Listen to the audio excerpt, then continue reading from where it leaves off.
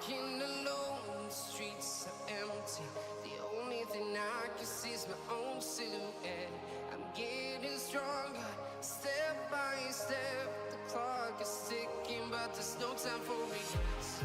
I've been flying from town to town, from London to Taiwan. I've been all around the globe, trying to protect your soul.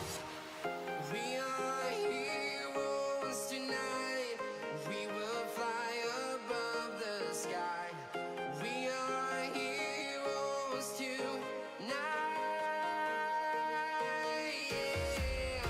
We are heroes tonight. We will fly above the sky. We are heroes tonight.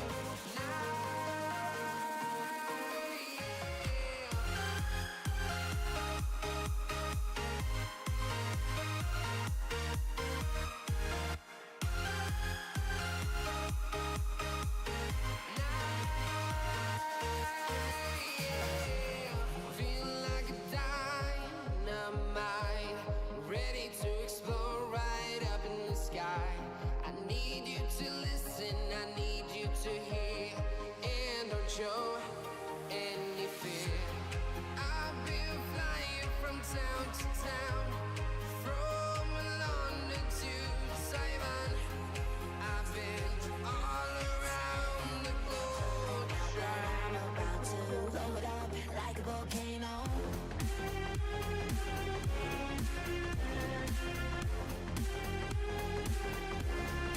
Like a volcano.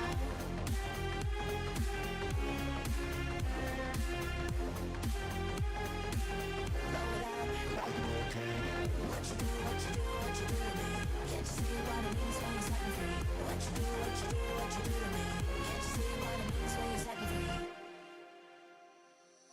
Another day to lose control. There's a fire in my bones. My sight gets blurry, pushing back the tears. Should take a leap of faith and face my fear. I blame it on the voices that are in my head, wondering if they'll ever be put to bed. Feels like I am close to reaching my wit's end. Holding out, but I'm about to blow it up like a volcano.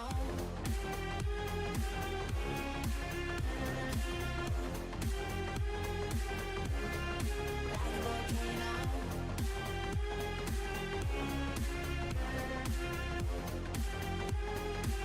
Blow it up like a volcano. What you do, what you do, what you do to me? Can't you see what it means when you set me free? What you do, what you do, what you do to me? Can't you see what it means when you set me free?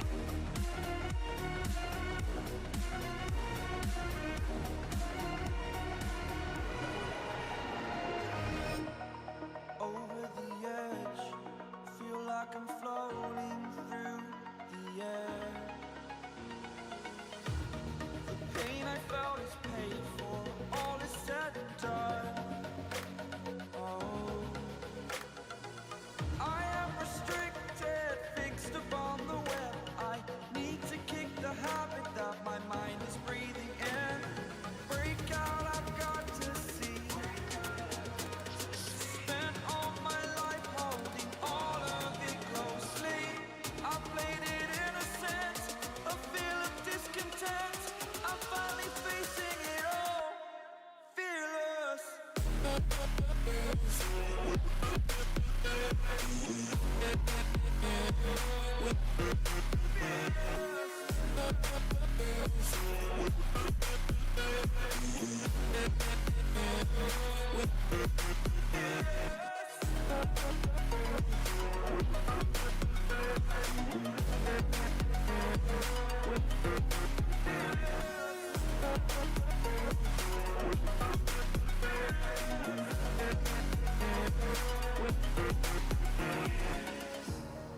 Burning the bridge that keeps us.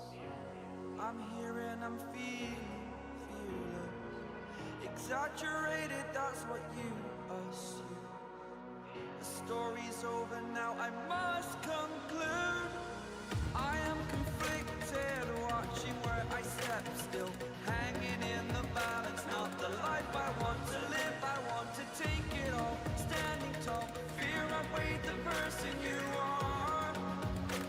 Oh, break out, I've got to see.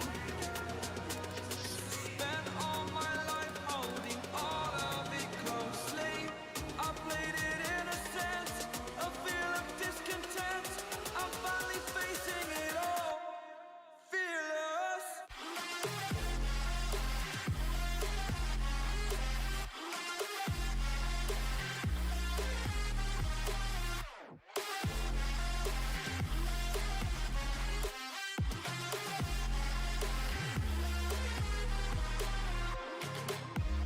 Let the darkness take control. Darkness take control. May the darkness take control. Take me in the smoke, breathe me in and let me go. Sink to your heart to find you. Open up your eyes till you're blinded by the lies, so you can see what you do. Restless every time we start locking as a lost control. Oh, it's paradise with honesty right out. In the dead of the night, teardrops on the floor. The pain is over, feel the darkness take control.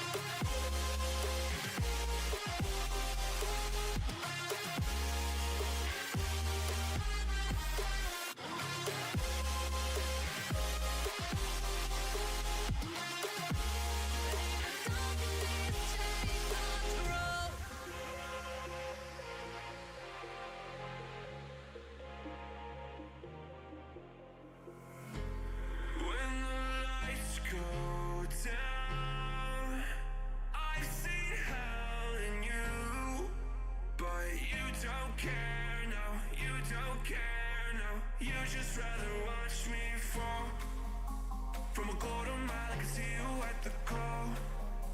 Think about it, ring won't tell you what I saw. When you break it off, you'll see who had it all. You had it all.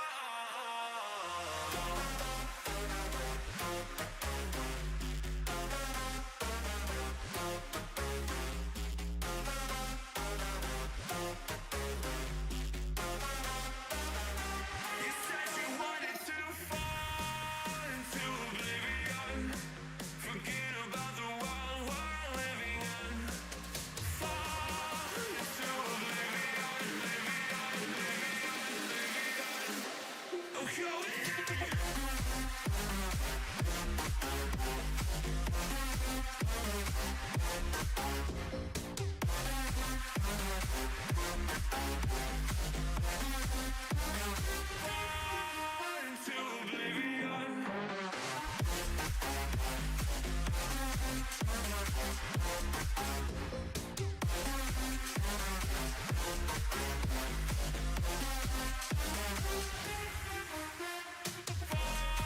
Into oblivion, forget about the world we're living in.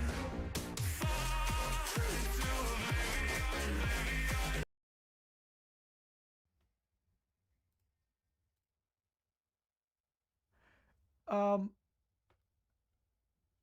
That is interesting. That chat is interesting. It what's it saying?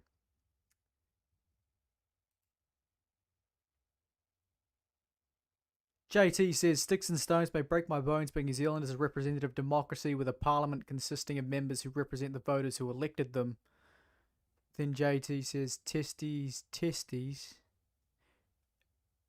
And then what I'm trying to establish is whether JT is just taking the piss with that what he's written in brackets, or whether that's actually YouTube, because that would be hilarious. I'm unsure there. Let me just quickly bring up my YouTube and I'll figure it out pretty easily. One moment, people.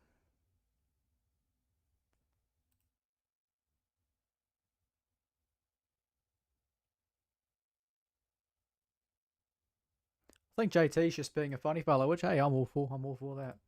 It's that time of the night. Hey, great stuff. Just bear with me a moment, people, and we'll get right into it. As you can see on screen, I just launched my new website today. Worked hard on it. Spent far too many hours, particularly last night, doing it. Tired me out, to say the least. But it's good. We got a running carousel up the top there with my latest tweets, really, and nothing particularly interesting. But of note, I am hosting an interview with the X account NZ Media Watch sometime very shortly, and we'll be going over the Treaty of Waitangi and issues pertaining to that. So make sure, if you're interested, you can go follow them. I'll have it live streamed across all my platforms anyway, when we do have it, and of course I'll do well to give you some give you a heads up prior to it going live. But the website's pretty simple. It's straightforward at the moment. I'm adding to it with time. So far we've got an announcement, and then you can just see my tweets for a bit of whatever is really all I can say about it. And then, I've got everything you need. I've got an about page that no one needs to read. Also, I'll be updating my political polling here, just because it's quite a niche thing, political polls. Some people aren't particularly interested, so having it all here in one place is useful. I just updated this one today, of course, and go with my new colouring here. So opinion polling for the 54th New Zealand Parliament, which I've been updating the median of the last 5 polls since the election. Of course, I was doing that prior to the election as well, but I've started afresh for the new term, and you get to see how it progresses over the term in terms of popularity, in terms of how close the government and the opposition are, and so forth. Coming back to the chat, JT says, in my head, typing out comments that cause others cognitive dissonance is somehow fun, but sorry if it's nuisance. Hey, look, mate, absolutely fine by me. You do you. Absolutely fine by me. Looks like I've now started streaming to Twitch as well. Twitch wants permission to allow people to send messages, so I just have to approve all of that to allow them. Of course, you probably would have been able to see that. That's fine. That is absolutely fine. But yeah, that shouldn't be a problem. I've just tried to integrate a bunch of things. I tried to integrate TikTok as well, but that hasn't seemed to have gone to plan. Vikash says, yo, we can see you. I know you can see me, mate. I know you can see me. What just happened there? Someone did something. I heard an alert. Oh, that must have been a TikTok, a Twitch alert. We don't want that screen. But yes. So hopefully you can all hear me okay. Looks like you will be able to. So that's fine. Actually, I just do need to go quickly back over to this and make sure that's turned off. We don't want that on. But anyways, tonight's a pretty chill stream. More of a testing stream to see if this integration's working with the different platforms, and the chat doesn't really seem to be going exactly to plan. In fact, since I've updated the chat now, the names aren't working the way I want them to. They were working absolutely great yesterday where the name was on top and the text was underneath, but it's whatever. Oh, that's what it was. JT says subscribe. Thank you for subscribing, JT. I forgot that's the alert and noise I have set for that. But, I mean, with that being said, we are here primarily to discuss one topic, more so than any other topic. It's the topic of interest. And speaking of that topic, I do have a Treaty of Waitangi tab or section of the website coming where I discuss things and I share some literal facts and resources about it. because many people want that all collated in one place from a position that isn't necessarily dictated to by the academics and so forth. So there's that. And of course, the Underground Media Network, which is the actual website's still in the works, but in the present, you can go to the Underground Daily, and that's who I'm powered by. So thanks to them. And of course, all my links and so forth, email as well. Easy enough to find me. But yeah, I'm pretty happy about the website. I think it's turned out all right. Of course, I can make adjustments with time, but we'll see how it goes. You will have to bear with me with the chat. I'm doing the chat thing a little bit differently today. I'm just going to go and check it every now and then, and see how it's going. JT says, I haven't been paying barely any attention to Luxon's cabinet. Do they have their tail between their legs, or are they getting on with it? That is a great... I'm just going to turn my voice down a little bit. That is a great point, JT. I feel like it's a mixture of both. It's certainly a mixture of both, in my opinion. They, in some respects, they're doing or they're implementing the policy they said they would pretty well, or as one would expect of a government. But when it comes to the issues that matter that they didn't necessarily campaign on, I think they've been a little bit lackluster, a little bit of tail between the legs, you could say. So yeah, it's a mixed bag in my opinion. Overall, I'm not particularly happy with National's performance. I think Acting New Zealand First are doing a phenomenal job by comparison. But I think that when it comes down to it, it's primarily because of backbone, and National just simply does not appear to have one, and that's disappointing. That is certainly disappointing. But moving on. I'll quickly drag this out of the monitoring window so I can check it without having to... And Michael over on TikTok, he says, not dictated by academics, says about all you need to know. Well, the issue you may not realise, Michael, is the academics have been working on working based off a falsehood for 40-odd years. And if the basis of their position is a falsehood, well, then everything they say is utter nonsense. You may disagree that it's a falsehood, but I can't help you if you want to reject facts. But again, moving on. ACT achieves total victory on Treaty Principles Bill, says Matthew Hooton. And of course it's paywalled. Forgive me, people, I didn't realise it was paywalled. And screw Hooton anyway, no one likes him. I know there's workarounds for that, but I can't be arsed dealing with that right now. We'll have to get around to that reasonably. We'll have to find a workaround and find something else to watch instead. You know what? Showdown between Willie Jackson and David Seymour will make up for it, certainly. So we'll do that. Just give me a moment.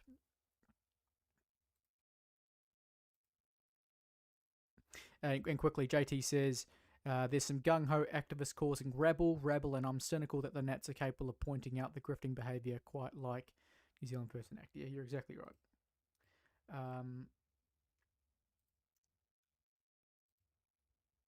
But let me know if it's loud enough. Speaker, to the Associate Minister of Justice, does he agree with all of the government's statements and actions in respect of the Treaty Principles Bill, and if so, why? Mr. Speaker. The Honourable David Seymour. I was tempted to answer the way that member did when asked a similar question once. He said, yeah, at the time. But this government is united in its purpose. You might even say it has kotahitanga. And so, yes, I do agree with its statements. For instance, I agree with Cabinet's decision to progress the Treaty Principles Bill, a bill that would enshrine in law the principle everyone is equal before the law and is entitled to the equal protection and equal benefit of the law without discrimination. Everyone is entitled to the equal enjoyment of the same fundamental human rights without discrimination. Oh yes, I agree with that. Mr. Speaker, can I ask the Minister, does he agree with Prime Minister Christopher Luxon, who says we've never been open-minded? We've always said there's no intention, no commitment, no support for it beyond first reading, and if not, why not? Well, for the simple reason that the government has no policy on a second reading. It may well be that that's the position of the National Party, and I respect that, because in our coalition we work together professionally. We have areas where we disagree as parties, and that's why we're in different parties. Mr. Speaker, does the Minister agree with the Honourable Shane Jones, who said there's no ambiguity, no doubt that the Treaty Principles Bill would not be passed into law, and if not, why has he decided to continue with it? Well, first of all, I hear the Honourable Shane Jones challenging the member for a source, but I repeat that the government doesn't have a position on that. Political parties and their leaders may do, but the government does not. Willie Jackson. Mr. Speaker, will the Minister stop wasting everyone's time and resources and kill the bill now, given... Yeah, this is the interesting thing about the whole kill the bill now thing. The reason why they want to kill it, the opposition that is, because they're not convinced. They're not convinced for a second that National and NZ First won't support it through to the final reading and eventually a referendum. And they know if it comes to a referendum that, well, it's going to pass with flying colours most likely. At least that's what polling suggests. Now, it is worth bearing in mind that this is typical, right? This is just typical of parliamentarians anyway, even if they aren't afraid of something they don't like being passed. They don't want to betray what's happening in a good light, no matter what it is. So Willie Jackson is going to stand up. He's going to say, oh, you may as well just kill it off now because it makes you look like a hypocrite if you progress and waste money on something that is not going to pass. But even with that being said, I don't for a second think that that's the... I don't for a second think that that's it. I do think the Labour Party, Tamatha and the Greens are worried that it will go all the way to a referendum and that it will pass. And that's something that we as a nation fundamentally need to guarantee happens. And that's why I'm working on something at the moment to, I don't know, perhaps see if we can apply a little bit of pressure to the government to support it, for the National Party and New Zealand First to support it, not just to post-select committee, but through the second and third reading, because it's far too important. And if we turn down the opportunity now, it might be another 20 years before we get an opportunity to do it again. And in my opinion, 20 years from now, we're not going to be in a position to do that because the nation is going to be so divided. To think, to sit here and imagine New Zealand in 20 years, if the rhetoric currently coming out from the likes of Te Pāti Māori is persisting, I don't think that they are still going to be participating in our parliament 20 years from now if we don't do something about it now. 100% they will get their way with achieving a separatist Māori parliament, a separatist Māori society. 100% they will. So I'm not going to pretend that we have an opportunity past this date to put that to rest. Now, JT, of course, he did mention something about you couldn't find a picture of Willie Jackson flipping the bird 20 years ago, but also when doing your job is stopping people doing their job who are stopping you doing your job. Oh my goodness, I mean, pretty much. Opposition MPs are in a tight spot. I find the opposition MPs that don't utilise their position to do more than just be a contrarian, it just annoys me. Those that just stand up and say, we don't want you to do this because it's not our position.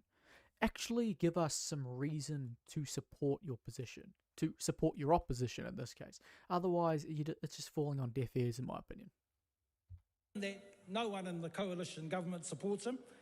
The religious fraternity doesn't support him. The political experts don't support him, and Māori certainly don't support it. And if not, why not? Well, Mr. Speaker, could I have permission for a longer answer? There's a lot to address there. First of all, idea... permission's not granted, Mr. Speaker. Fair enough. If I ask you well, Mr. Speaker, he mentioned be as brief as you normally he mentioned the religious fraternity, and I hear God loves a try. Mr. Speaker, starting with one group of people, Labour supporters, when asked, do support the principles in the bill, 62% of them. So there's one group. He said Māori don't support them. Since when did Willie Jackson get to say what every single Māori person thinks? In fact, usually when you stereotype a group of people by race and say they all think the same, That's actually racism. We oppose that kind of thinking. Why are we advancing this bill? Because I believe that this country deserves to be able to have a say about its constitutional future and don't need to be cut down or told they're not allowed an opinion. Speaker. Pamjit Palmer. Thank you, Mr. Speaker. To the Minister, why is the Treaty Principles Bill needed? Mr. Speaker, for the very simple reason that this Parliament in 1975, when almost no current members were here, introduced the Treaty of Waitangi Act, which said that the treaty has principles. For 50 years, this Parliament has been silent on what those principles are, and into that void has emerged, according to the Court of Appeal, a partnership between races. And I simply believe that there is no credible constitutional basis or successful model where people have different rights based on their background and their ancestry because they're in a partnership between races. Speaker. See, that's exactly right, and that's exactly why this bill is needed. And many people are completely ignorant to how the principles came to be. If you ask the average person that's never looked into it, where the treaty principles came from, they will probably tell you it came from the treaty. I imagine, right? Because we're asked where they come from. But wouldn't they be shocked if they found out that it was actually a court hearing or a court case in 1987? 1987, 12 years after the Treaty of Waitangi Act 1975 was passed, and it mentioned principles which had never been outlined, codified, anything like that. It never existed. And so the fact that we are in this situation where we've had courts, academics, and all activists trying to dictate to us what the treaty means based on principles which don't even need to be found or referenced in any way in the treaty whatsoever, but rather, this is what we believe would have been nice. We believe that a treaty principle is partnership because we feel like that just makes sense. So that would have been nice. It's two different groups of people signing it, so it must be a partnership. If I sign an employment contract, I'm not in partnership with my boss. No, I'm signing an agreement, and there are give and take in that agreement. It's not a partnership. So to pretend something's a partnership purely on the basis that two people or two groups of people signed a contract is utterly ridiculous. Willie checks. Mr. Speaker, does the Minister stand by his statement that, well, I think the debate will be fun? And does he think it will be fun to see racially charged rhetoric and possible civil unrest? And if so, is ACT Party supporter Matthew Hooton correct that the true motive for the Treaty Principles Bill is to, quote, to inflame hatred in New Zealand? And this is the fundamental issue with Matthew Hooton. He never has a good take. Very rarely does he have a good take, let's be real. He's all but disappeared online from what I've seen. At least certainly on X, he doesn't exist on here anymore. Willie Jackson, he puts it right. Is he willing? Are we willing to have social unrest and all of that sort of stuff? It's like, well, where's the social unrest coming from? Is it coming from the Pākehā, or is it coming from a small group of radical separatists? Because that's the reality here.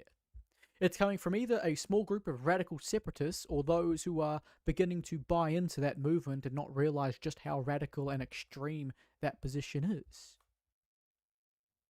Because otherwise, there is literally nothing to be angry about with this policy. Imagine this, right? Imagine 100, 200, 300 years from now, and we're an inherently divided society, and someone says, hey, did you know that, like, once upon a time, centuries ago, there was a bill before New Zealand's Parliament that proposed to make everyone equals under the law and codify that into law? And there was civil unrest because of it? People were pissed off about it? That's how insane the opposition to this is. And the reason why the opposition is so strong is because the number of people who believe the lie that we are not equals, is growing, and it's continuing to grow. They've been brought up with the belief that they are inherently superior, or at least entitled, to different rights and duties under the law, despite the fact that me saying different rights and duties under the law and having different ones with relation to Māori would be a direct contradiction of Article 3. But they don't care. they don't care what the treaty says. Most of them won't have even read it. They would have just said, this is what my koro says it says, right? Or this is what my kaumatua says it says. This is what Rawiri Waititi says. That's what Hannah Rafri might be Clark, or Rafri might be Smollett. That's what she says, so it must be true. How dare these white fellas sit here and claim that something that benefits me isn't true? That's just more oppression.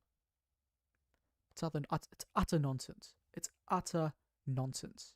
And so, as far as civil unrest goes, any civil unrest will come from a minority of separatists, extremists. And as far as I'm concerned, you don't bow down to extremists. You put them in their place. You don't give in. It's the same as, negotiating with terrorists. You don't do it. Mr. Speaker, it's a funny and desperate day when the Labor Party is quoting Matthew Hooton. But Mr. Speaker, Willie Jackson says he's my supporter. Willie Jackson should be very careful, because if I was Willie Jackson, I wouldn't want politicians to have to be responsible for all of their supporters. Mr. Speaker, actually, I think the debate can be fun. I think it can be civil, and I think he underestimates New Zealanders' ability to have a civilised and constructive discussion about their future. But if there's anything... I will note this. He says New Zealanders' ability to have a, civil discussion about their future and so forth. I would note that the very people who are going to cause the issues don't recognise themselves as New Zealanders. They reject the idea that they're New Zealanders. You ask them, or you tell them that they are New Zealanders because they were born here. They will say, I'm not a New Zealander, I'm Māori. They try and other themselves. They try and distance themselves from everyone else because they do believe that they are entitled to more. They do believe that they do have a different right to be here than everyone else. And so David Seymour's 100% right. And he's more so right because those who are going to cause the ruckus don't recognise themselves as being New Zealanders, no matter what the law says. That's been divisive, if there's anything that has led to racial tension, it is the previous government's belief that each of us exists in a partnership between races with our role in this society decided by our ancestry. That's what was divisive, and that's what this government is putting to bed. Palmer. Speaker, thank you, Mr. Speaker. What's wrong with the current interpretation of the treaty as a partnership, and how would the Treaty Principles Bill change this interpretation? Well, Mr. Speaker, the term partnership does not appear in the treaty. It does not align with either version of the original text. It's a relatively recent invention of the courts in response to this House saying that the treaty had principles. And there just isn't a workable model. And this is the challenge for people like Willie Jackson heckling away. Where is the successful model of a society which divides people by their ancestry with a different constitutional race to play based on the history of their family? There isn't one, but there are so many examples of states that have failed because of that exact thinking, and so many examples of good people that Willie Jackson should join who have campaigned for universal human rights. Mr. Speaker. Thank you. To the Minister, what support has he seen for the Treaty Principles Bill? Well, Mr. Speaker, widespread support. In fact, I'll hold it up again.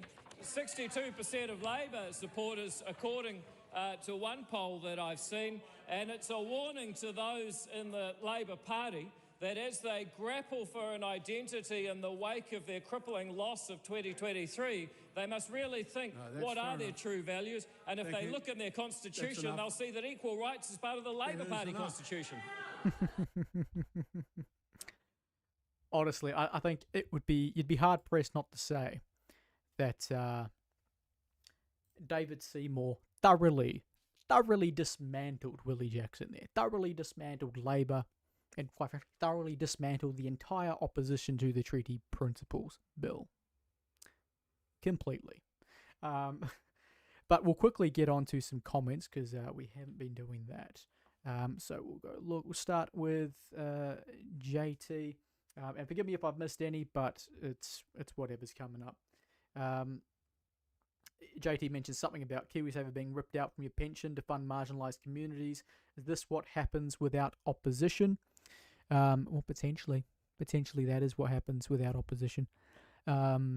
Ultimately, what we need to do is ensure that we have people on the ground at every level of governance, really, be that central, local, even at your school, to ensure that money isn't being misused for I don't know, DEI purposes or just purposes that don't make a whole lot of sense, that aren't fair. And so, yeah, I think I agree with you there, JT. As well as, David Seymour has a grift and it's polite behaviour and it's kind of genius. Yeah, look, I mean, I think the best grifters in society are those who can get you on board and don't come across as, as a needy grifter. And so, yeah, I think if you're effective at kind of bringing people in to what you want, or bringing people in, to your cause and using them to help advocate, then you're going to be a successful grifter, aren't you? With that being said, I don't think this is much of a grift, as it's just so fundamentally important constitutionally for our nation. JT also says he doesn't have the charisma and he's self-aware enough to do his job and be polite doing it. That is exactly true. He does not have the charisma.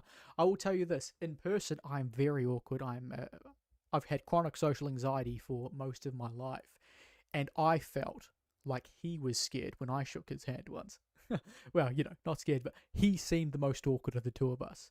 And to be fair, it was a few minutes before he had a debate alongside Willie Jackson of all people. So he was probably preoccupied in the head. And to be fair, he does seem relatively outgoing.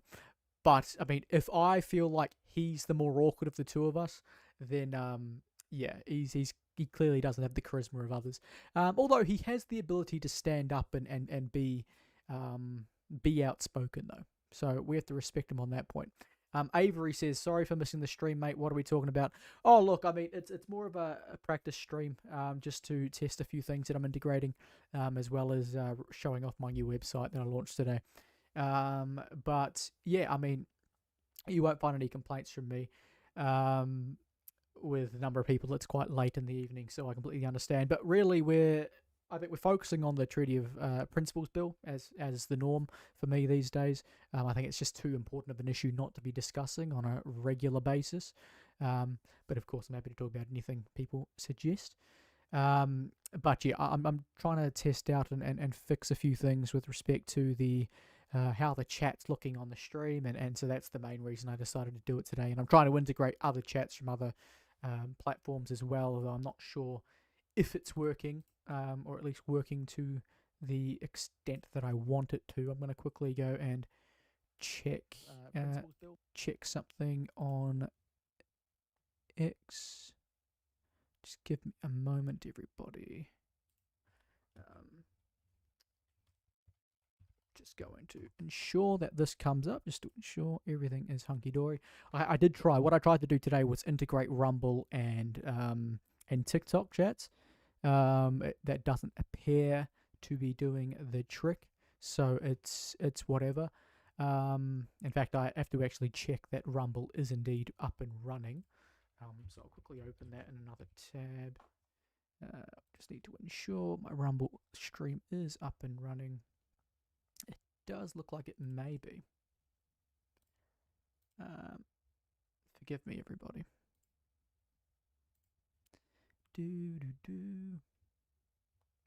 I can't say I'm particularly sure right now.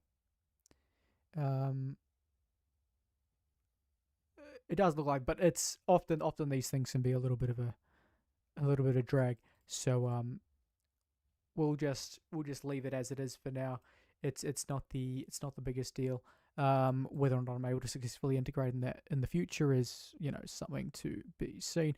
And of course, what's just happened with TikTok again? It says live visibility restricted. Your live is not eligible for recommendation and restricted in research results because it is reproduce your own original content. I mean, that typically happens quite a bit. Even when it has been completely original content, TikTok occasionally does that to me. So it's a bit of a pain, but hey, what are you going to do? It just means pretty much no one's going to see it unless they follow me over on there. But that's completely fine. We got it all over here anyway, so I'm not particularly worried. And Avery says, honestly, the treaty never had principles. It contained articles outlining the founding of a colony, securing Māori rights, and establishing a positive relationship. But because the at the time decided to establish principles, they have remained undefined and needs definition. David's bill does that. Exactly right. Absolutely everything you said is right. But whilst I do have some people moaning over on TikTok, I'll address some of their comments. So Michael says, but do you not think that the vast categorization against academics is anti-intellectualism? To be fair, I'm quite frankly very anti-intellectualism, because intellectuals are self-entitled pricks with absolutely no credibility for the most part. No, I'm joking. But no, anti-intellectualism, no, not at all. Just acknowledging the disgusting bias within academia is just objective truth these days.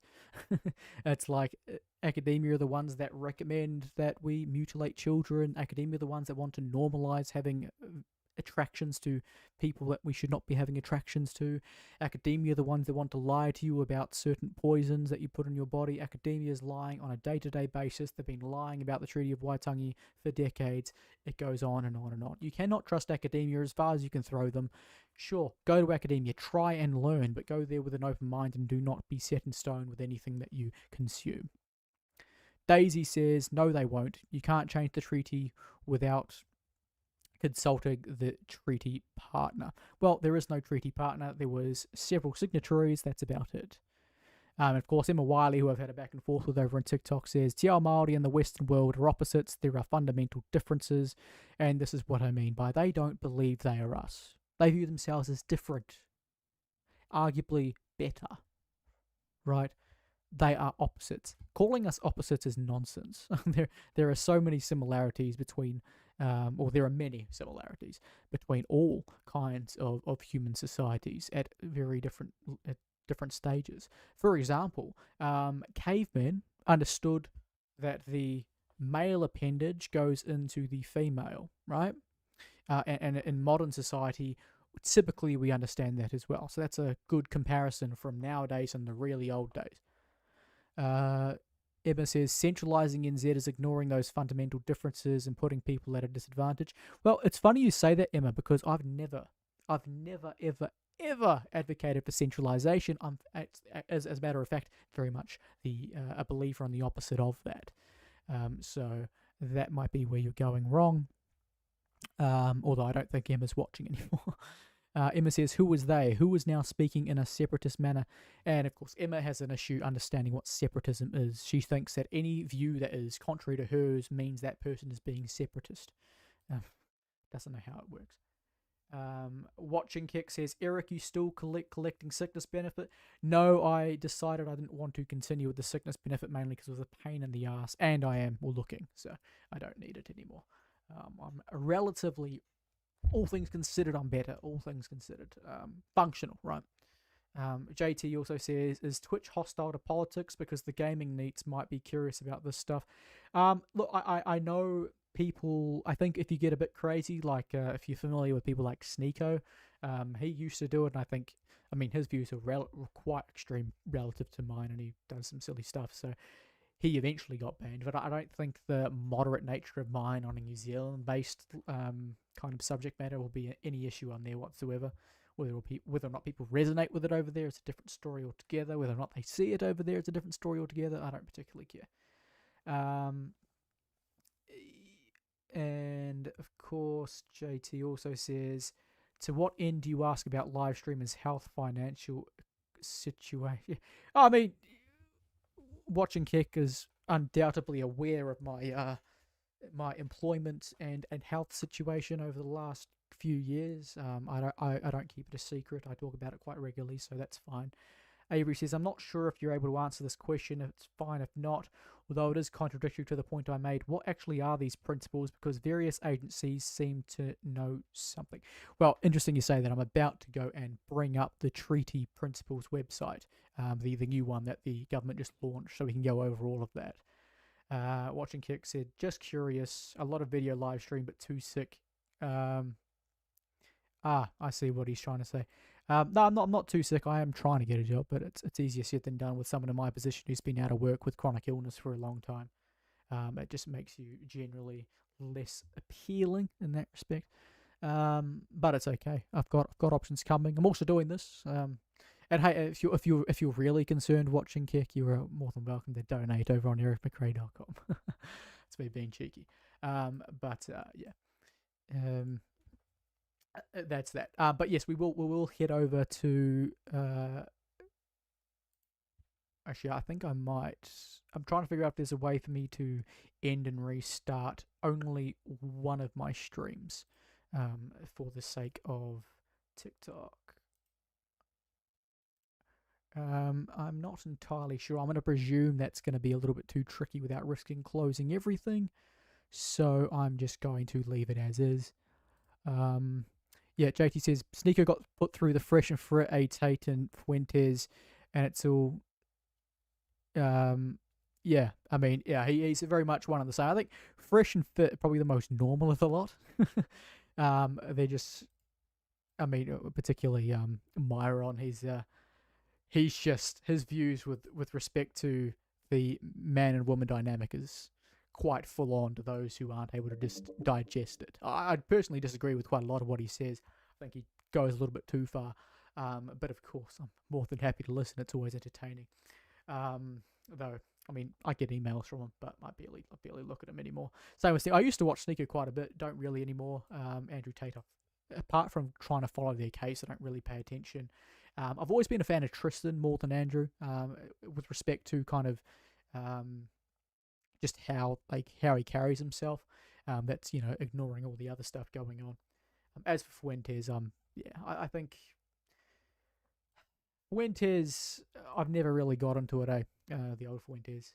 I'd sooner sit down and listen to Jones. So yes, 1 second. We'll quickly open up what I suggested. We'll go to treaty. .nz. I think that might be it.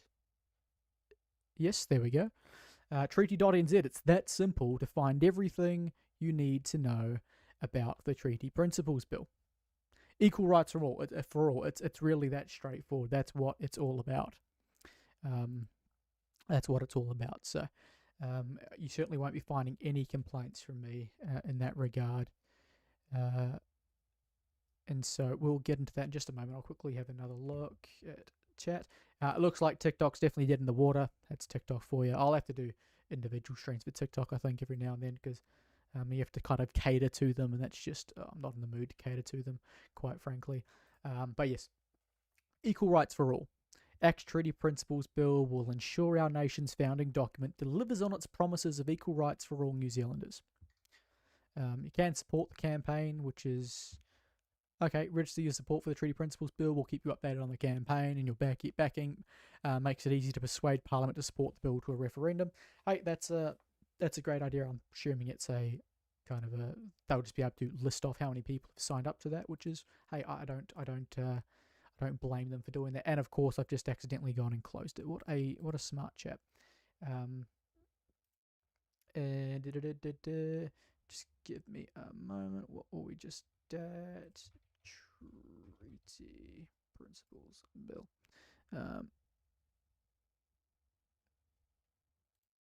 Oh no shit! It's not private led. Treaty.nz. There we go. We're good. JT says, words build and they also destroy, so demographic double standards get used fairly irresponsibly, and they want engagement and not to be helpful, if you ask me. I mean, yeah, I think that those groups of people, like Sneeko and all of that, they do try a little bit too hard to get engagement. So yeah, I obviously try and take a different approach. I'm a little bit more focused and actual advocacy more for certain political positions and policy, and in my case, particularly pushing back against dangerous ideologies and the effect that has on society as a whole. And so that's more where I'm focused, rather than just, scrolling Discord chats and reacting to nonsense stuff and blackpilling yourself all day, every day. The treaty articles. Act believes every child born a New Zealander deserves the same respect and dignity, including equality before the law. I concur. The Treaty Principles Bill would restore the mana of our founding document by ensuring it delivers what it originally promised in 1840. Ngā tikanga katoa rite tahi. Goodness, sometimes, even though I've said that sentence a million times without, stuttering or mumbling, every now and then, right? When you're switching between languages, yikes. There's the same rights and duties for all New Zealanders. Article 1. Ka wanatanga katoa o rātou whenua. The New Zealand government has the right to govern all New Zealanders. That's the first principle that the ACT Party has outlined in their bill. And it's basically to say exactly what Article 1 says, which is why, how could you not support it? It's basically just saying, hey, look, we're going to ensure the treaty is recognised in our legislation. And that is, well, a very important part, is it not? Because that's the exact reason why our government has the authority to make the laws it does today. Article 2. Ki ngā tangata katoa o nutirani te tino rangatiratanga o rātou whenua o rātou kainga me o rātou taonga katoa. Which is the New Zealand government will honour all New Zealanders in the chieftainship of their land and all their property. Now, it is worth noting. They have amended this. And they've amended this specifically to reference that that Māori, iwi and hapu are promised what was afforded to them in Article 2. So it's basically the same thing, but it pertains specifically to Māori, rather than all New Zealanders, even though it does technically say all New Zealanders, but New Zealanders at the time referred to Māori rather than everyone.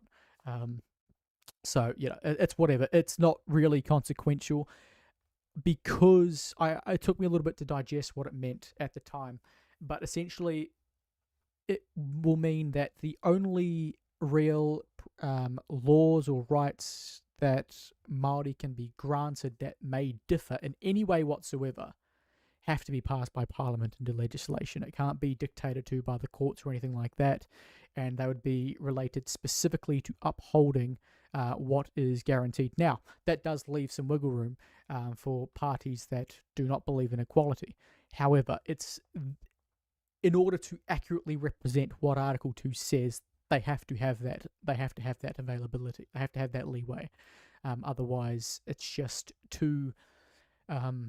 There's just too much of an argument to oppose the bill on that position alone, and so it's a difficult one. But there is compromise has to be made, and as far as I'm concerned, it's the best we're going to get. And with that being in mind, I mean, what are we going to do? Article 3, a rātou ngā tikanga katoa rite tahi. All New Zealanders are equal under the law with the same rights and duties. And this is what I think is most fundamental, right?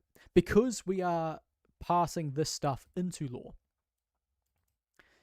if someone wants to create a law and it be related to, let's say, the second principle, which, by the way, has been amended, I'll reiterate, then if it's contradicting this part of the law, well, then that raises some concerns, right? So you want to ensure that when you do pass laws, that it's not contradicting another law. And given, I expect the ACT Party will want to entrench the outcome of any referendum, that making a law that contradicts an entrenched piece of law is it's not going to happen. So I think overall, as a total package, this is the right way forward, in absence of not recognising principles under law at all. And it's worth noting that these principles are effectively just saying exactly what the treaty says anyway, so it shouldn't really concern anyone that we are passing them into law.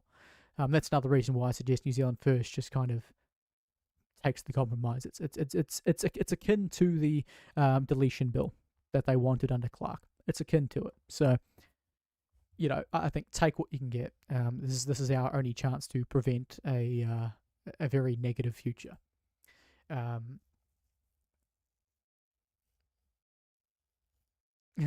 JT says there's no too long didn't read version for the stupid bill, is there? I mean, the too long didn't read version is essentially just this page, right? That's it. I mean, that really is all the bill does. Apart from, I'm pretty sure the bill is introducing taking it to referendum. Yeah, it's not going to be dragged. Of course, there'll be other things in there that are relevant, but this is the underpinning basis of it all. All the rest of that stuff is kind of, it's just the filler. He also says, if Debbie says Māori have the greatest need and therefore need to be prioritised, what is wrong with care based on need? Why can't they trust Pākehā Asians? This is the actual hilarious thing, right? So, I watch Shortland Street every now and then because someone else in my household does, and so when we're having dinner and so forth, I'll watch it. And unless you someone who watches it, you may not realise how much the writers use Shortland Street for activism. To promote their political views, and in this case, we've got a storyline at the moment which is akin to getting rid of the Māori Health Authority, or more or less doing that, because they try and parallel reality a little bit.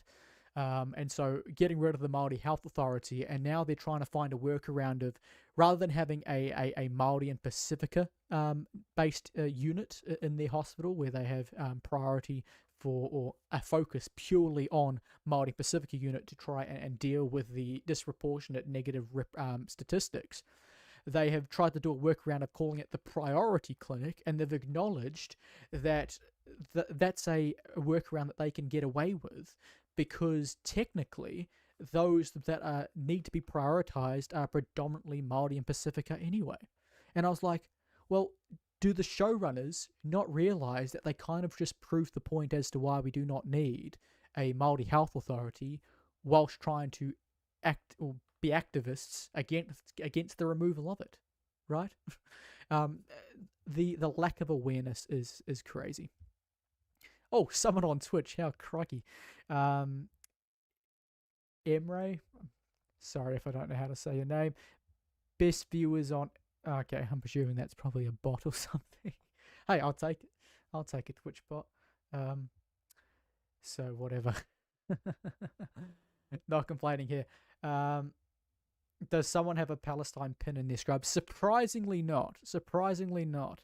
Although I will tell you an interesting thing about it. I went to the House of the Dragon Season 2 New Zealand premiere.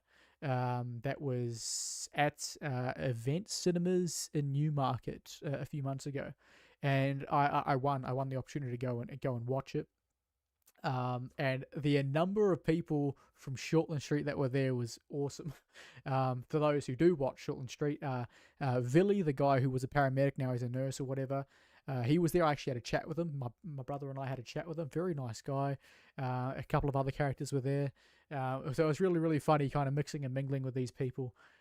Some actually, a lot of people behind the scenes that you would never know, but my brother is kind of connected to the industry in some way, so he was geeking out a little bit. Really great night.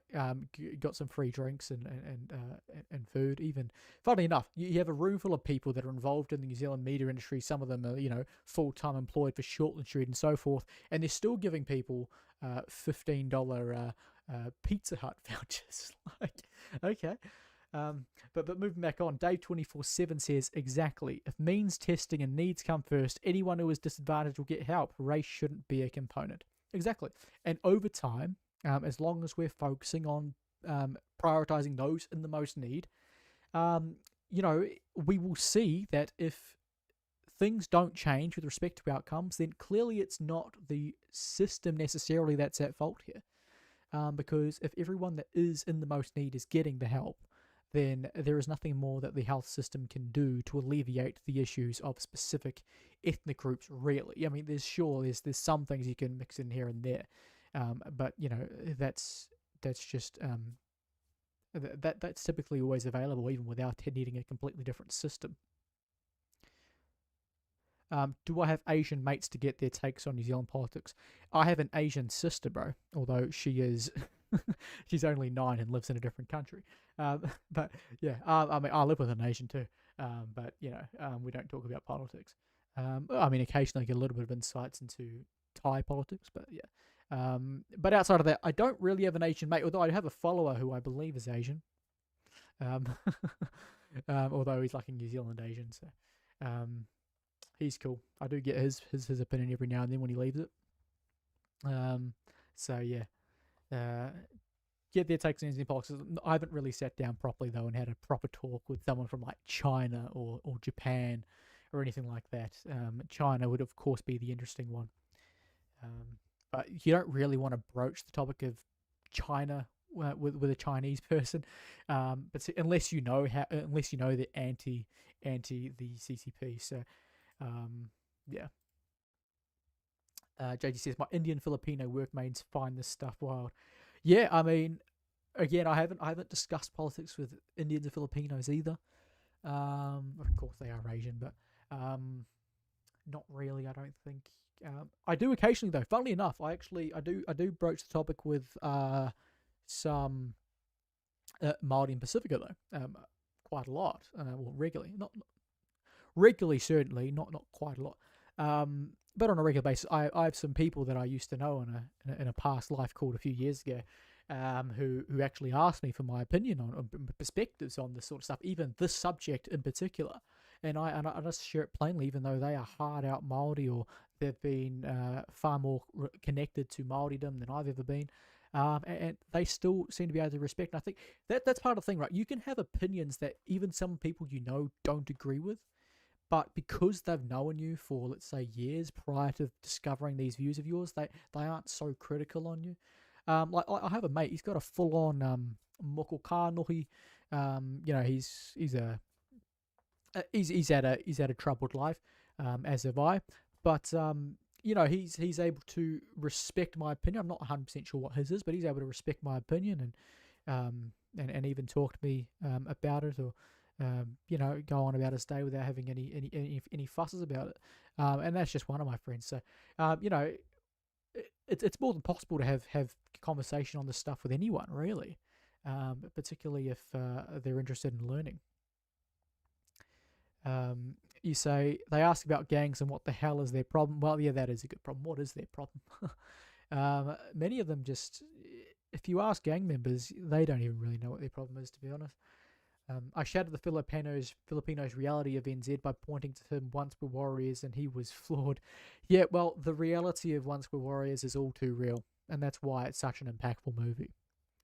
Impactful film. I think film, when something is a masterpiece, calling it a movie doesn't feel right. Film makes the most sense. Just a bit of class. Lovely man with a beautiful family, but man, he thinks we're crazy. Well, we are kind of crazy, are we not? We are kind of crazy. And thank you everyone that's shooting in. 66 currently. Absolutely lovely. I did get 105 over in TikTok before they basically canned it. Oh well. We're still going strong on, it appears to be Twitch, YouTube, X. And I believe that is about it. But that's fine. That's all we need. Although no one particularly interested in commenting over on X, that's fine. YouTube doing all the heavy lifting. The ratio on you guys is crazy. Again, and you keep the comments coming in, which is great, so we can keep going on and dragging this out.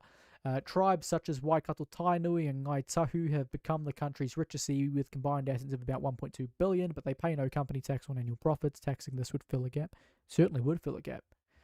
JT says, if my spirit can survive 18 years with you, Jake, then I can survive anything. Yeah, well. Poor Gracie couldn't survive it. But back to the actual website. Why are we advancing a treaty principles bill? Because some people, this is the question for them. They know what the proposed principles are, but they don't know why it's being proposed. So, what are the treaty principles? The treaty stood for 135 years until 1975, when the then Labour government passed the Treaty of Waitangi Act. The Treaty of Waitangi Act stated the treaty had principles and it was the job of the Waitangi Tribunal to interpret them. Since then, the tribunal, the courts, and the public service have gradually built up the principles. But New Zealanders as a whole have never been democratically consulted on these treaty principles, and I think that's all the more obvious by the fact that most people won't have a clue what they are. They might have heard of the 3 Ps, they won't have a clue why they exist, where they came from. And that is fundamentally the biggest issue. Fundamentally the biggest issue. If something that is fundamental to our constitution and the way that we create law in this country, something that we have to reference when we create laws in this country or keep in mind when we create laws in the country, and those who vote for those who create the laws have no idea what it is, I mean, come on. The Treaty Principles Bill will not change the treaty itself. That was set in 1840 and will remain forever. What we are seeking to do is continue the process of defining the treaty principles for the first time, incorporating the voices of all people through a democratic parliamentary process, instead of through the tribunal or the courts. And I'm personally all for doing something through the democratic parliamentary process instead of unelected tribunals. What is the intention of the Treaty Principles Bill? The intention of the Treaty Principles Bill is to establish in law that the principles of the treaty are what the 3 articles of the treaty actually say, that they govern New Zealand, that the New Zealand government has the right to govern, that the authority and the ownership of the land and property of all New Zealanders is protected, and that all New Zealanders are equal under the law. The actual text of the treaty itself is a powerful guide for New Zealand's future, far from a divisive document that affords unique privileges to one group. The treaty is a taonga for all New Zealanders, establishing that all New Zealanders have above all else the same rights and privileges as each other, and that the government has a duty to protect those rights. And I mean, yeah, not a word stated there is false.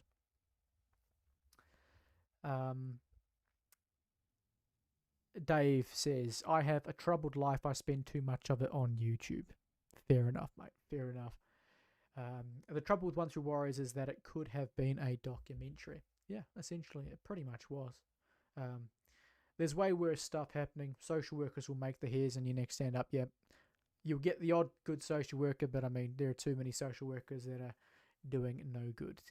Very much doing very poorly. Particularly on the children of the country. So, yeah, there's a lot to unpack with Oranga Tamariki and all of that. Yeah. I certainly have not the most insight, but there are people who certainly do.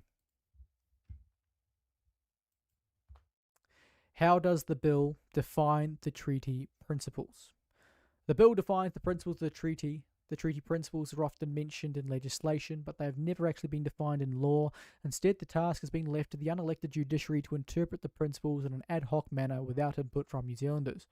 Based on the 3 articles of the treaty, the bill defines the treaty principles as the civil government. The government of New Zealand has full power to govern, and Parliament has full power to make laws. They do so in accordance with the best interests of everyone and in accordance with the rule of law and the maintenance of a free and democratic society. Great.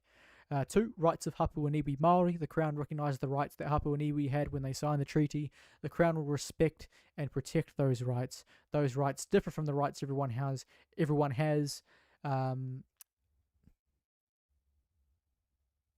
Those rights differ from the rights everyone has a reasonable expectation to enjoy only when they are specified in legislation, treaty settlements, or other agreement with the Crown. Yeah, so this is what I was trying to allude to earlier. The only situations where law, like rights, etc., or laws might differ or be directed, solely at Māori, is if it's related to really a treaty settlement or other agreement with the Crown that's been made, and presumably most of this will be based on what's already happened, right?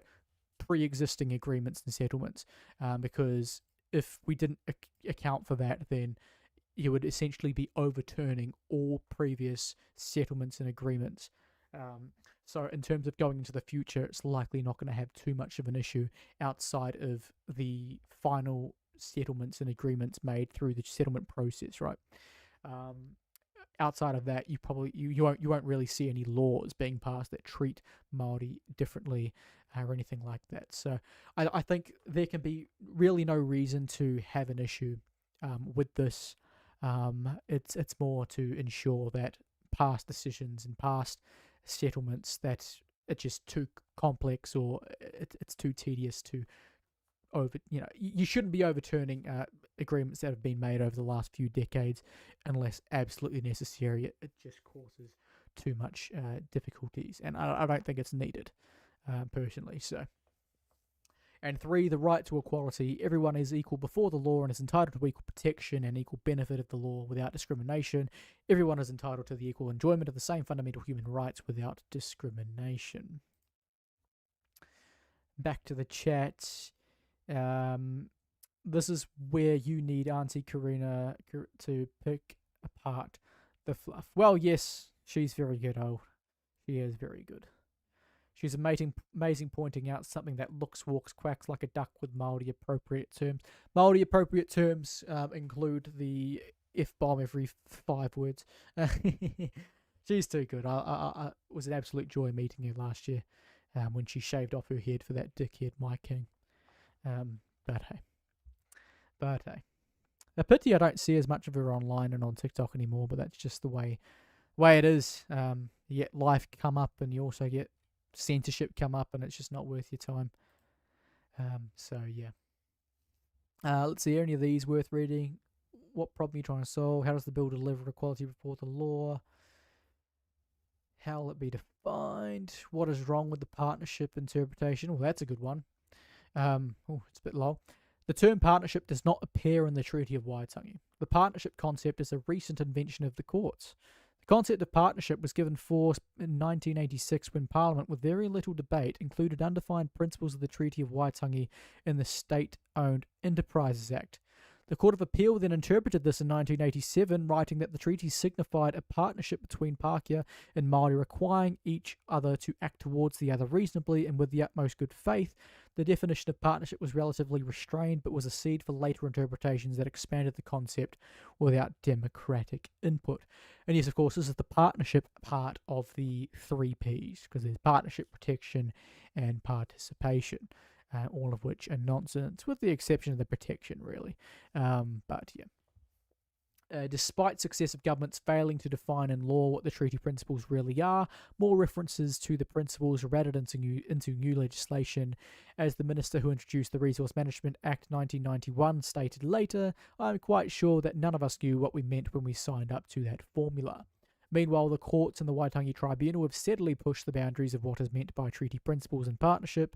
In a 2019 decision, the Supreme Court extended a treaty principle of active protection to the government having a duty to privilege iwi in economic development, in which interests with mana whenua were deemed stronger than other commercial interests. The emergent interpretation of treaty principles as meaning separate rights for 2 separate peoples clearly does not align with either version of the original text, Māori or English.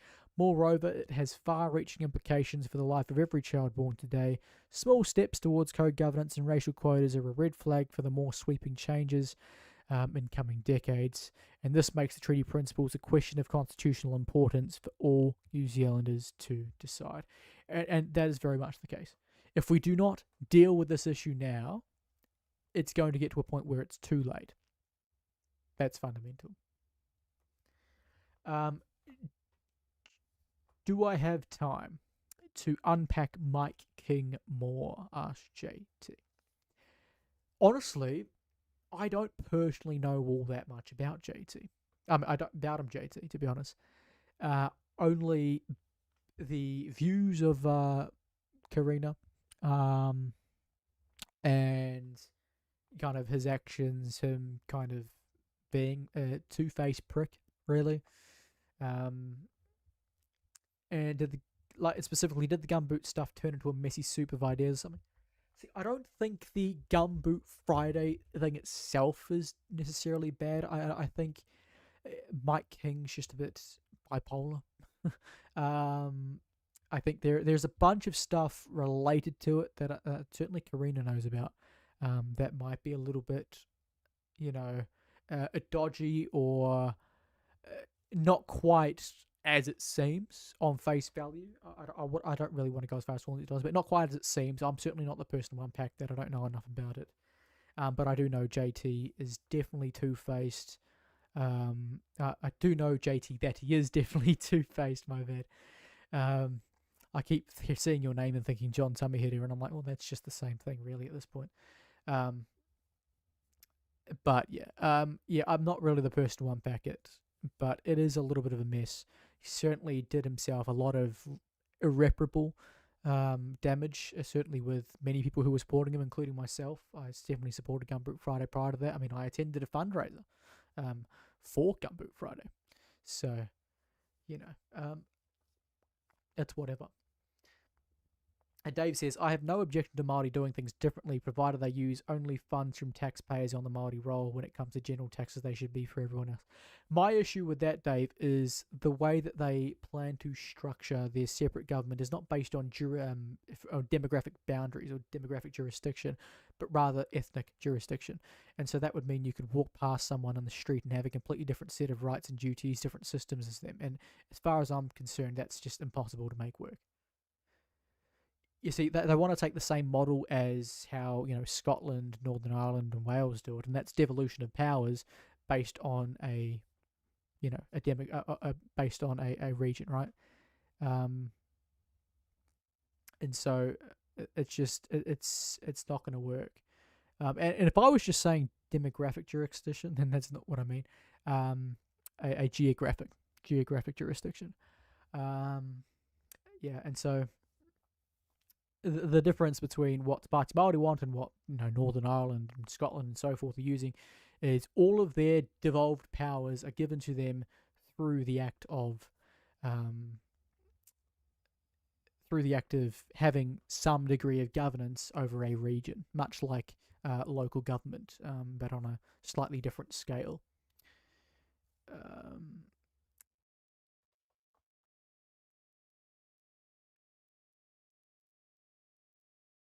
We pay taxes to support those in need, simple as. Need, yes, race, no. Completely agree. JT says, I can speculate that Mike King has an ex-coke addict's temperament, though. The repentance and having patience for policy and procedure and a social support system is a tall order perhaps for King. I mean, you may not be wrong there, mate. You may not be wrong. He's talked about behaving reprehensibly while in the spotlight and claimed to have left his ego at the door, and it sounded insincere. I just look at the guy and I think it sounds insincere, to be honest. He just, yeah. I mean, when he cried on national television, I thought he was sincere, but I can't trust his actions. His actions speak louder than words.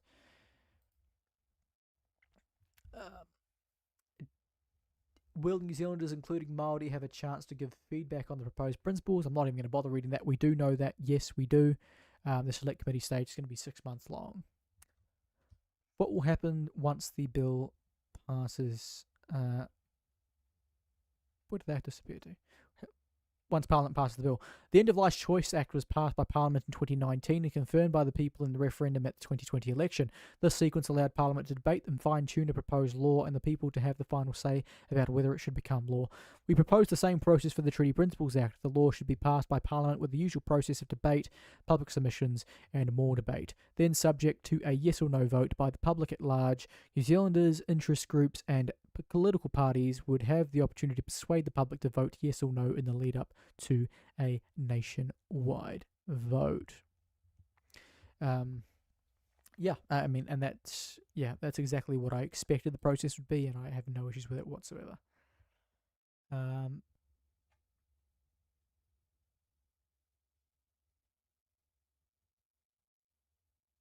Dave says, not sure if just me, but had an ad come in and it was loud. So mic level may need to be turned up a bit next time, just an FYI, not an issue. I mean, I can turn my mic level up right now. I mean, it's simple as that. I just tried turning it down because I often get quite close and loud, and I find it perhaps it depends. Can you hear me okay when the ad's not playing? I mean, I suppose the ad, and I do apologize about the ad. That's just YouTube automates it. I prefer it to be after the fact for the people watching after the fact, but it's whatever. So, I mean, the mic is close. So, you know how you have level, microphone levels and so forth, and you get the orange and then you get the red. Red's when it's like really loud and it's potentially going to be crackly. I'm pushing right into the orange zone right now, and so I don't really want to get any louder than that. Perhaps YouTube ads are just really, really loud. But yeah, I've moved it up a smidge. JT says, put on lawnmower earmuffs and shut your eyes when you're watching an Attenborough documentary and the Briscoe's lady rattles your skull. Yep, sounds louder now. All good. I'll keep it at that level. So, happy days.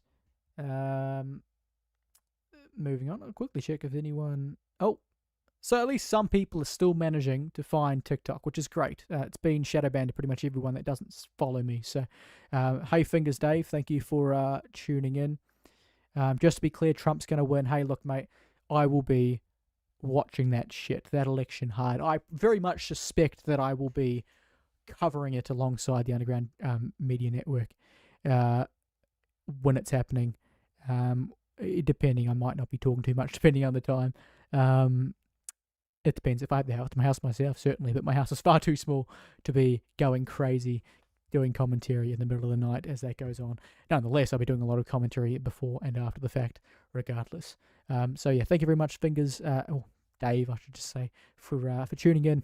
You're one of the only people that will, because TikTok's decided to shadow ban it for not being authentic content. I don't think me reading a screen and talking shit for an hour is unoriginal, but hey, what are you going to do? So thanks for tuning in, and Dave, in case you missed it, I very much launched a website today. So you're welcome to head over to ericmcrae.com and see that. And I would say go to www.ericmcrae.com and you won't have any issues finding it. Otherwise, you'll be redirected to my old link tree, which I deactivated. So I have to find a workaround. I didn't actually set up the original the linking of the two. So in the meantime, yeah, you shouldn't have any issues. Otherwise, just go /home and you'll come here anyway. No problems there. Or, of course, just go on to my X, and I'll also update ensure to update the link on my TikTok profile as well. We'll be able to send you straight there. If you're ever interested, I've got a bunch of stuff there, including political polling, and I'll have things related to certain big events happening over the coming weeks and months, including I've got an announcement for a interview I'm having with NZ Media Watch, the X account, who post a lot of good stuff with respect to the Treaty of Waitangi, which of course we are discussing today.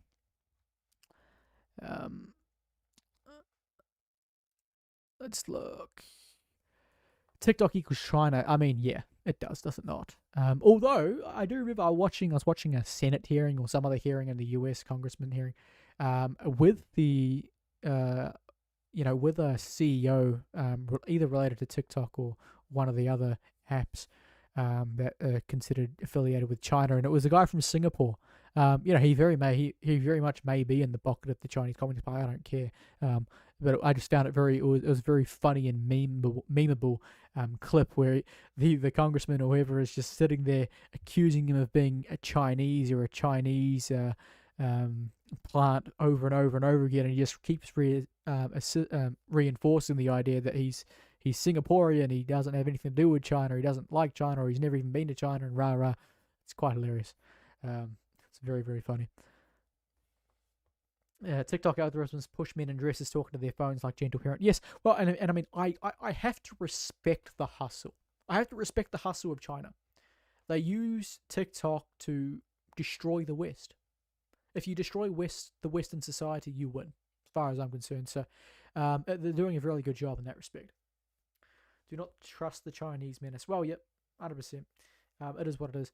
They're like they basically have implemented. I forget what the term is. It's basically a new modern form of communism which basically disguises itself as capitalism. I forget what the term is, but everyone knows that the Chinese Communist Party isn't sitting there treating their people as if they're in a free economy to do as they please, to invest in what they please, to set up businesses on a whim and do whatever they want, and do whatever they want in society generally, right? That is all very much controlled. There's a reason why the majority of Chinese people won't even realize how brainwashed and clueless of the world they are. But hey, I'm certainly not the most informed on the issue, but I don't think anyone's particularly ignorant to just how much control the Chinese Communist Party has over their people. Dave says, debates themselves aren't divisive because they allow people to make informed decisions. Just reading one of the questions in the background. Hey, look, you're exactly right. I don't personally think debates should be divisive. I think they should be, if anything, they're a tool of achieving unity. Without them, you're never going to achieve unity because you can never find common ground and so forth. Don't forget to like, subscribe, and ring the bell for more treaty principles legislation. Absolutely. Absolutely. And speaking of which, on my website, I'll be for those who weren't here earlier, I'll be having a Treaty of Waitangi tab with a bunch of information, including some of the information related to what we're discussing tonight. Dave says Islam is more of a threat at this point. In the meantime, looking at Europe and England, they're definitely more of a threat in the short term. That is for sure. And people pretending that they're not, it's just ridiculous. Absolutely ridiculous to pretend that they're not. If a Chinese citizen reposts something on social media that goes against the grain, they risk their child's education and their own employment. Yep, and their own freedom. And that's the harsh reality. That's the harsh reality. And so we're very lucky to live where we are, and so we should be doing everything we can to uphold that way of life. I mean, we've seen in recent weeks the number of people have had police roll up on their doorstep for hurty words on social media. I myself had that a couple of years ago. Hurty words on social media, and the police came to my door and they sat down and chatted to me, and I was very receptive to it. They're like, I presume you know why we're here, or he was just him by himself, to be fair. Why I'm here, and I'm like, no, actually, I don't have a clue. And he sat down and he told me, people on TikTok have been complaining about you, and we want the phone calls to stop. And I was like, oh, so have I committed a crime? Have you found anything that I've stated that has been against the law?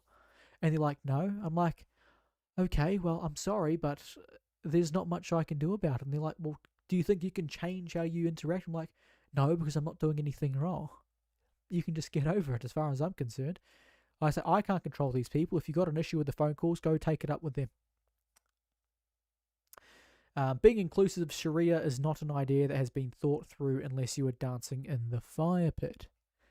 Yeah, I mean, unless we want to bring public beatings with sticks as a common punishment for,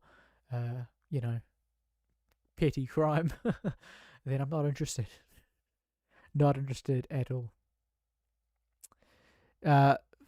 Dave over on TikTok says, what's your origins, Eric, if that's okay to add? Origins with respect to what exactly? Clarify, what specifically do you mean by origins? But whilst I wait for an answer there, we will actually look into that Won't This Debate Be Divisive tab. We do not believe having a debate is divisive. ACT accepts that not everyone will agree with our view. That's exactly why we want to have the opportunity for New Zealanders to have their say, something that they haven't had a chance to do on this issue. We believe in the freedom to express your difference and will put our view out there to be engaged with. The conversation brings us together even if we disagree. Look, and that's exactly right. I think it's most important that as a society we come together and have a discussion. Otherwise, we're going to remain divided. You can't allow something to divide you if it's only dividing you because you refuse to engage, or at least engage with it objectively. My heritage is what Dave was asking. So I'm very multi-ethnic. So I'm, New Zealand born, obviously very white. But I'm also Māori, from Te Whanua Apanui, and Te Whanua Te Ehetu is my hapu as well. And yeah, so I'm from New Zealand and Māori, also Scottish, hence the last name, McRae, or Macrae. I'm Irish, I'm English, I'm Polish and Russian and South African, if I want to list off all of the different ethnic backgrounds of my grandparents and parents. So yeah, that's kind of where I'm at.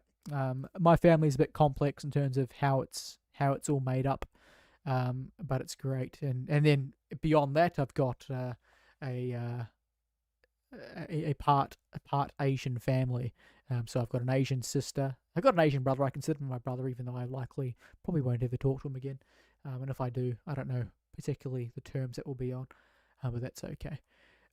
But yeah, so I've got a 9-year-old sister. She's Thai. She's Asian, and of course I've got my father's married to a Thai woman. So I've got a Thai family there as well. And there's a extended kind of Thai family involved there that I see every now and then. So yeah, very, very diverse in that respect. And yeah, David certainly thought this through. This legislation is some of the most thought through. I mean, the whole advocacy is starting off in a really good place, and I think it's really important that we as the public come together to ensure that the National Party and NZ First parties support this through to a referendum, because it's just far too important. And so, as I alluded to earlier, I will be working on something very likely in the form of a petition that I'll launch on my website in the coming days or weeks. Because I think it's just too important not to do that. And so I think what ACT is doing with the website itself and giving you the opportunity to sign up with your email to get updates, and that will help as well. That'll give them a understanding of how many people support it. But I think that doesn't always have the same appeal as a literal petition. So whether I do that or someone else does that, we'll see. But if you're watching this, I'm definitely planning to launch that at a certain moment that I've got in mind, at the request of someone, actually. Was it?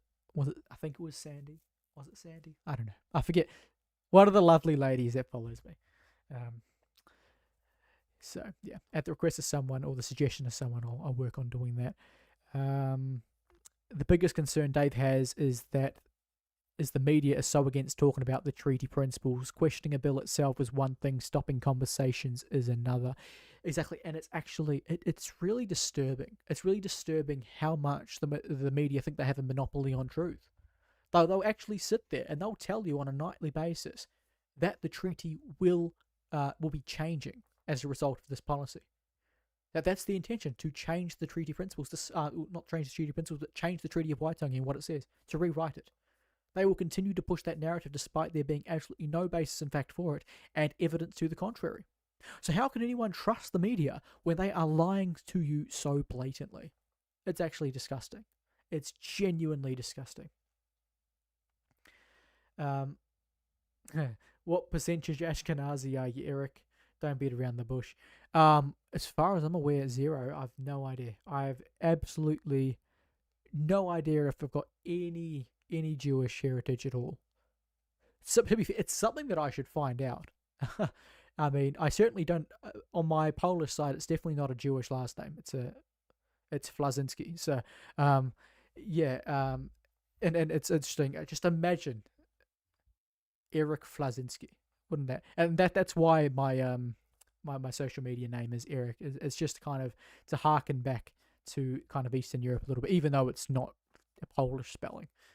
Because the Poles they don't really use J's instead of I's, they use the I's. So use I's and Y's, as far as I'm aware. But yeah, I don't think I am, although I wouldn't be shocked. At the end of the day, it is Polish. It is, so it could be. There could be some in there, but not to my knowledge. I've got a reasonably small nose, although I do have my mother's nose. So, and she ain't from there. So, yeah. He's more diverse than Concord. Exactly. Speaking of Concord, how the hell has that game gone from existing to not existing in like 5 days? Go woke, go broke, folks. If they claim disproportionality, then their legislation invites their input, right? Well, I mean, I suppose, yeah. If I understand your point correctly, I got a little bit of someone in Germany. I got a little bit from someone in Germany. Very nice. Um, as long as it's not Argentinian German, then you should be safe.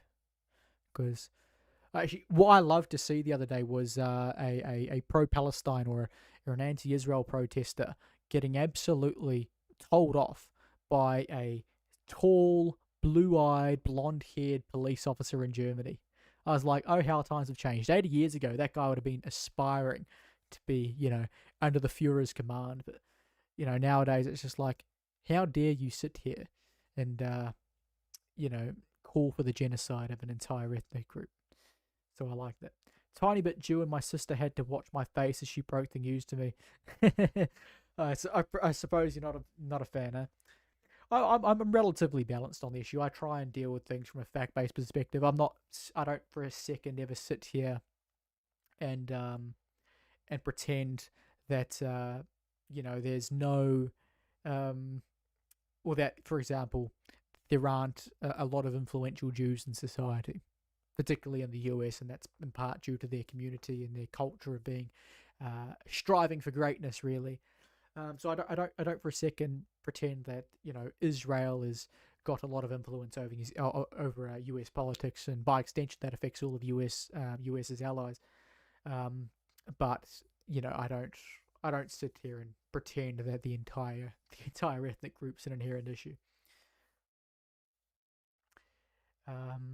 Input is fine. You can consult till the cows come home. You don't have to agree or take their advice. You just have to do it with an open mind, good faith. But for some reason in NZ, we think it means more. You're exactly right. Sorry, Dave. Sorry, I didn't get back to you. You're Scottish. Arrived here 15 years ago from Glasgow. Very nice. My family, of course, from Islay and Donan Castle. Macrae Castle.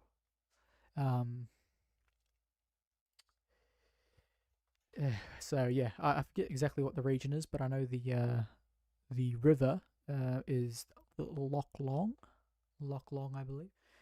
So yeah, I've got the family crest over in my living room. It's very nice. My grandmother, when she visited a few years ago, was so happy to go in and read the book and see that her name and or she had managed to get her name and my dad and his brother's name in there, but to see her husband's name and so forth in there because it was after he passed away, and so it's great to see family, written down in the family book. It's always cool. So, and to be at a tourist attraction. At the inside just looks incredible from photos I've seen. If I do ever manage to get the opportunity to go, I certainly will, but I'm not sure if I will. JT says, I spent over a decade on Pole, and they give you a Clockwork Orange level indoctrination on the JQ. Yeah. The frog process are anointed to keep reminding people that the exception to the rule is not the rule, and it feels like punishment after a while.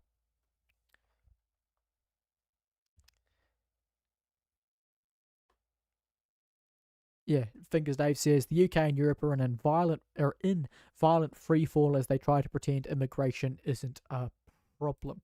And actually, that brings me to one of the clips that I had of JD Vance. And I actually quoted JD Vance and put it in a tweet after I saw this yesterday or the day before. And I think JD Vance's response here was just phenomenal. And so we'll quickly have a listen to it. This is basically his response to the whole Haitian cat issue. And it's a very balanced view, and I think one can respect that. So I'll just quickly check that the sound is all on. Yeah, we look good to go. Let me know if it's too quiet. This misleading, false claim that you yourself have talked about in recent days about Haitian immigrants in Springfield, Ohio, abducting people's pets and eating them, which officials there have said is not true. You yourself acknowledged it may be false on Twitter. You still told people to keep spreading it. But Trump just amplified it to tens of millions of people who were watching. Why push something that's not true? Well, first of all, city officials have not said it's not true. They've said they don't have all the evidence. They But said they have no evidence. We've heard from a number of constituents on the ground, Caitlin, who both firsthand and secondhand reports saying this stuff is happening. So they very clearly, meaning the people on the ground dealing with this, think that it is happening. And I think that it's important for journalists to actually get on the ground and uncover this stuff for themselves when you have a lot of people saying, my pets are being abducted, or geese at the city pond are being abducted and slaughtered right in front of us. This is crazy stuff. And again, whether those exact rumors turn out to be mostly true, somewhat true, whatever the case may be, Caitlin, this town has been ravaged by 20,000 migrants coming in. Healthcare costs are up. Housing costs are up. Communicable diseases like HIV and TB have skyrocketed in this small Ohio town. This is what Kamala Harris's border policies have done. And I think it's interesting, Caitlin, that the media didn't care about the carnage wrought by these policies until we turned it into a meme about cats. And that speaks to the media's failure to care about what's going on in these communities. If we have to meme about it to get the media to care, we're going to keep on doing it because the media should care about what's going on. I saw you say. Anyway, doesn't he just hit the nail on the head? The media didn't give a shit until it was turned into a meme. They don't care about the policies. They won't even discuss the issues with the policy. They will just sit there and use whatever they can to criticize Donald Trump, J.D. Vance, the Republicans, simply because there's an opportunity to potentially mislead people and do exactly that. And yeah, and yeah, I mean, what can you do, right? That's just how the media are. They're just fundamentally biased. Can't listen to a single word they say. And I found it interesting. CNN after the fact, they said, "Oh, we did a fact check counter of how many times Trump lied versus Kamala Harris, and it was like 33 plus for Trump and 1 for Kamala Harris."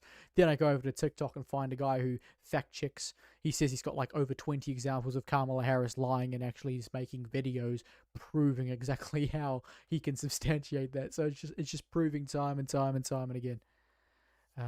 So yeah. Dave says, "Cats for dinner" wasn't the headline at the moment. Wasn't that the headline at the moment? Yeah, and I just had my account temporarily locked for sharing a video of some Haitian having a cat for dinner. But I'm like, it's whatever. JT says, "Poll equals 4chan politics board." JQ because Jewish question. Yeah, okay, yeah.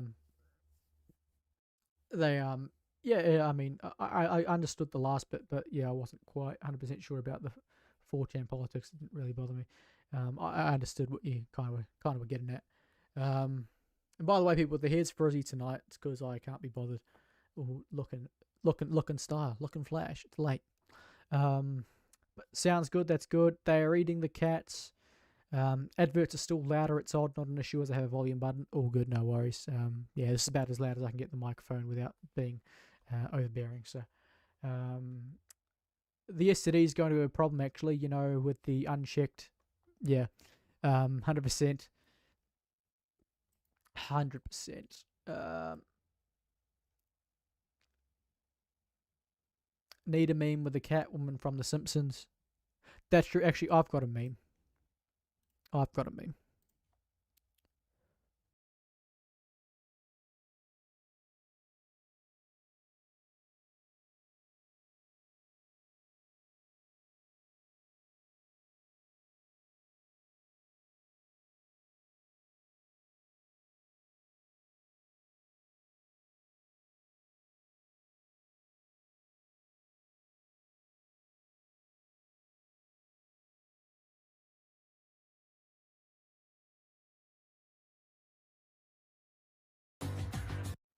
Actually, I wish I didn't do that because I think that could potentially be copyright striked. But hey, if it is, I'll just get that part muted out. That's fine. Not that I'm really making anything from the ads anyway, but that's fine. It's just annoying because I don't. For me, right, when I go look at my my YouTube dashboard, and I see what's monetized, what's restricted, and all that sort of stuff. it gives me like it's like an OCD thing. I want them all to be green. I don't want any orange or red. Does my head in. That's the primary issue. But yeah.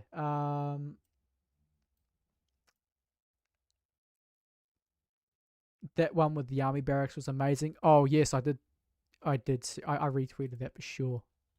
It shouldn't be too far down actually. Should not be too far down at all.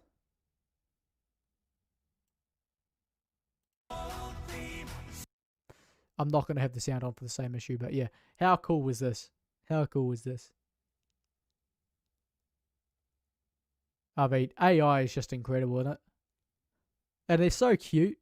I just want to give them all a hug. Just keep the Middle Eastern ones away. They'll have vests on.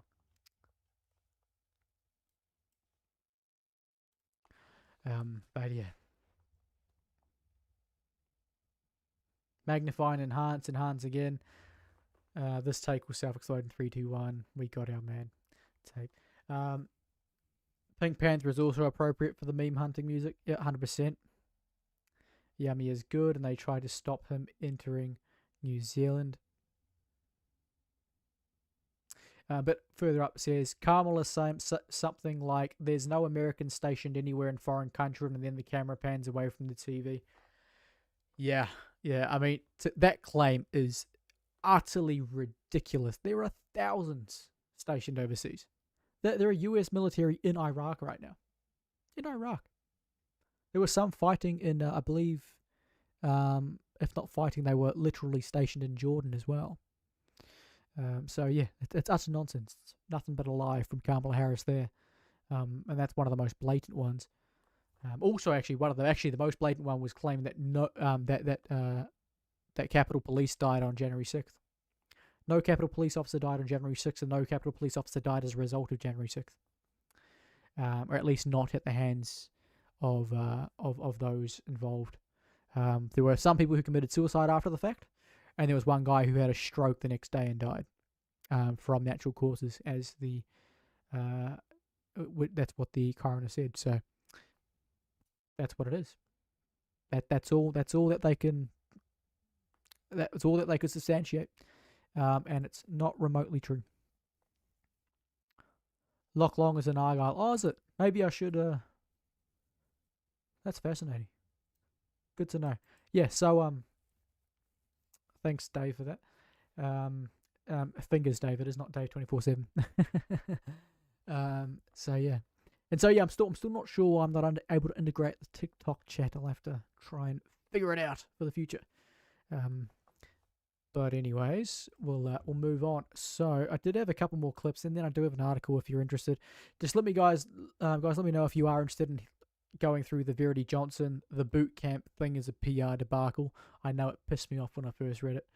So if you do want us to go into that, we will. Just let me know. But in the meantime, we'll go into Shane Jones. But I'll quickly check any comments.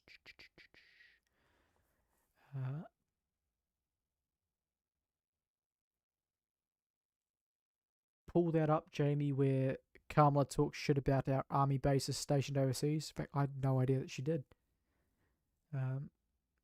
Did I catch Patrick Bet David's chat with Douglas Murray? I saw a thumbnail for it. I should have clicked on it, but I didn't. But certainly should. Douglas Murray is absolutely great, and Patrick Bet David, can't really go wrong with him either.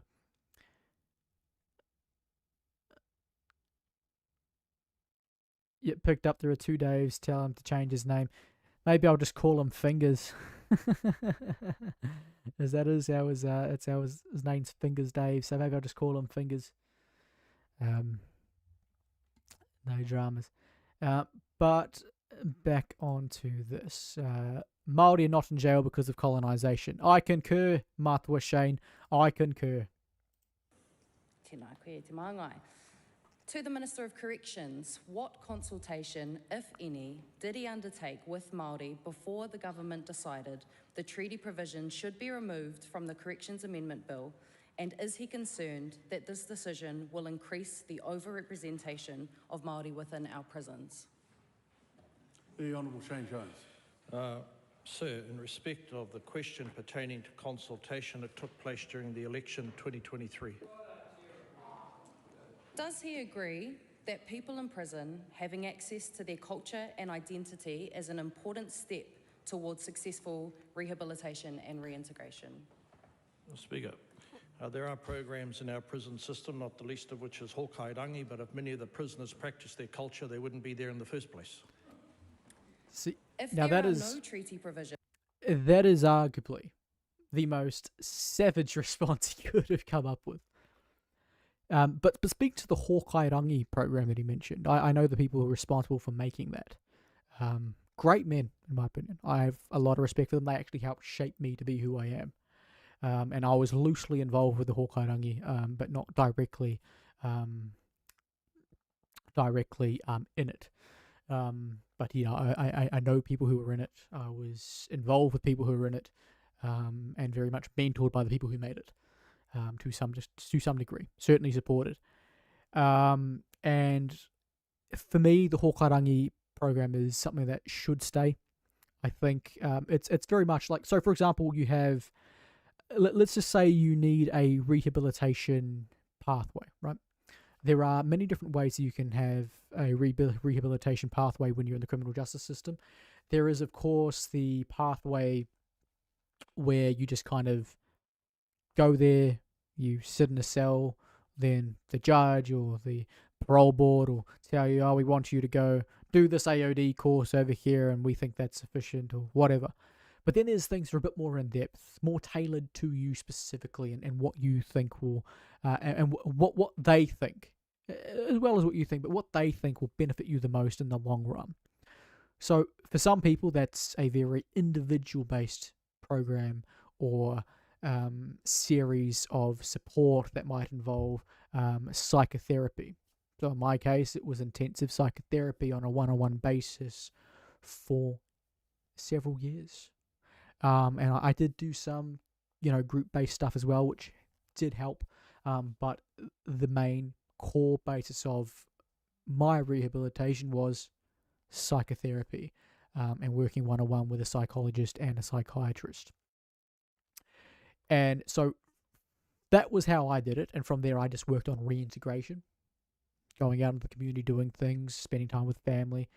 And that was a drawn-out process over several years before you're wondering. So, that took a lot of hard work.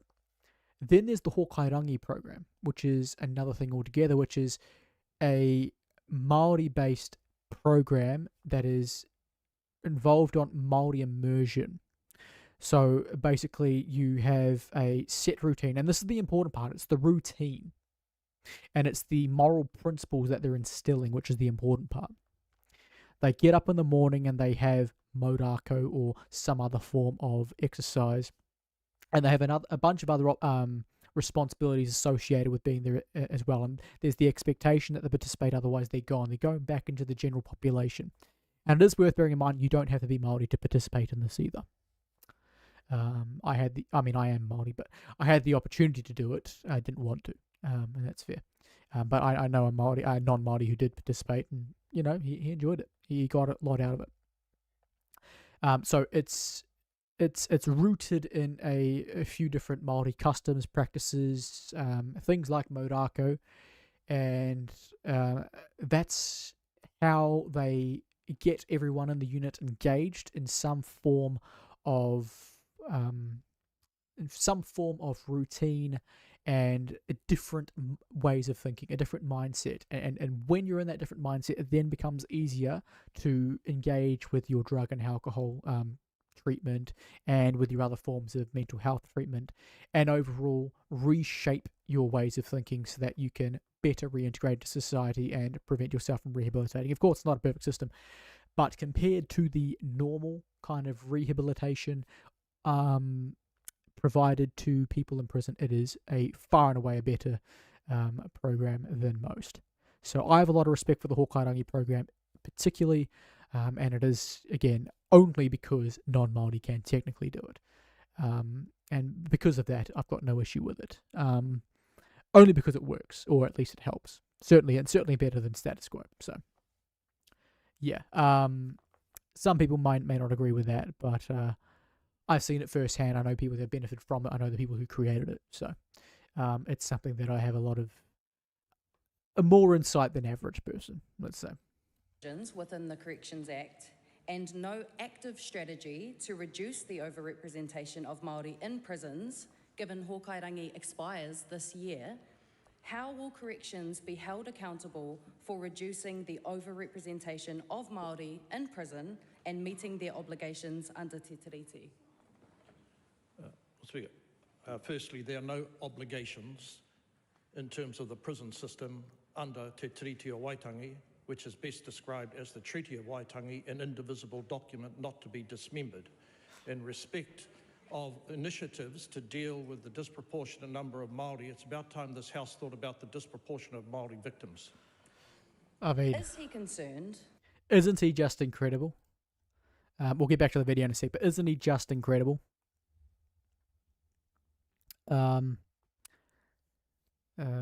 Oh, for some reason the chat doesn't want to show me all the comments, but I can see the last two. JT says, I've got a backstory of supporting someone with literacy and numeracy training, and they went to a Māori organisation primarily focused on youth rehab, and they do really good work. Kershaw training. Awesome. There's plenty of free support out there that just need the opportunities pointed out more loudly, perhaps.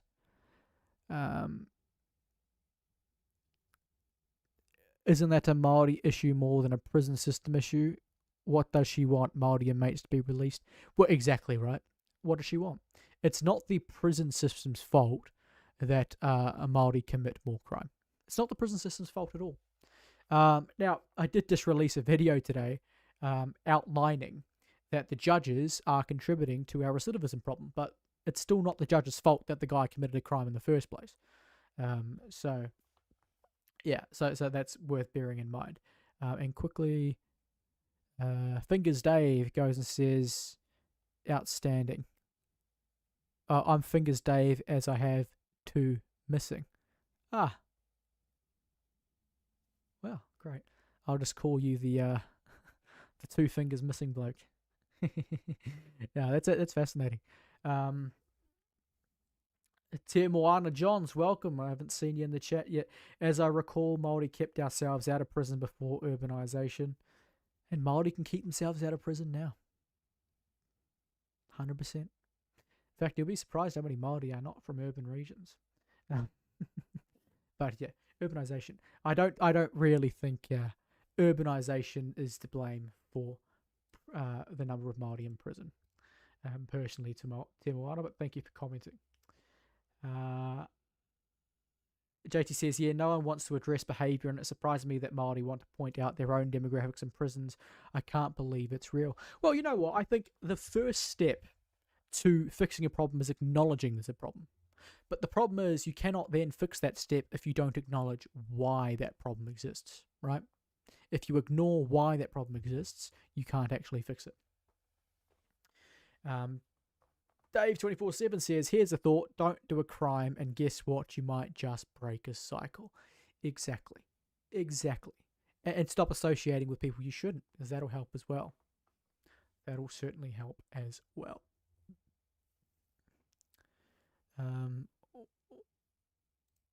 Back to the video now, I suppose. That despite making up just 17% of the general population, Māori make up half of the male prison population, 2/3 of the female prison population, and 67% of those in youth justice facilities. And how does he think this overrepresentation has happened? Speaker. Yes, I am aware of the disproportionate statistics. Māori are twice as likely to be victims of violent crime. Māori are 60% likely to be the victims of a higher nature than ordinary New Zealanders. Stop lecturing about people in jail and start thinking about the victims of their crime who are substantially Māori. Will he commit to a refreshed and renewed Hōkairangi strategy, given it expires this year, to address the overrepresentation of Māori in our jails, in our prisons, and throughout corrections? As I said, a sum of $80 million was set aside in the recent budget, but I want to make the point. Māori are not in jail because of colonisation. Māori are in jail because of self-responsibility and the need for whānau to refresh and remake themselves so that the values that Kiwis take for granted underlying our society are not trashed and are not explained away by some distant colonial event. I must say, Shane Jones is thoroughly impressing me this term. So far this term, he's impressing me. He's a character, right? Some people don't take him particularly seriously, compared to others. But boy, is he impressing me so far. And I think that really highlights that. But looking back to the chat now, Tim Moana John says, "Doesn't a massive cluster of people who are low income create an environment for gangs to flourish?" Yes, sure, but that isn't intrinsic to Māori. And so as such, I think, and I suppose you're not technically saying that it's only affecting Māori, but a massive cluster of people who are low income creating an environment for gangs to flourish doesn't, that's not really the government's fault. That's not the justice system's fault.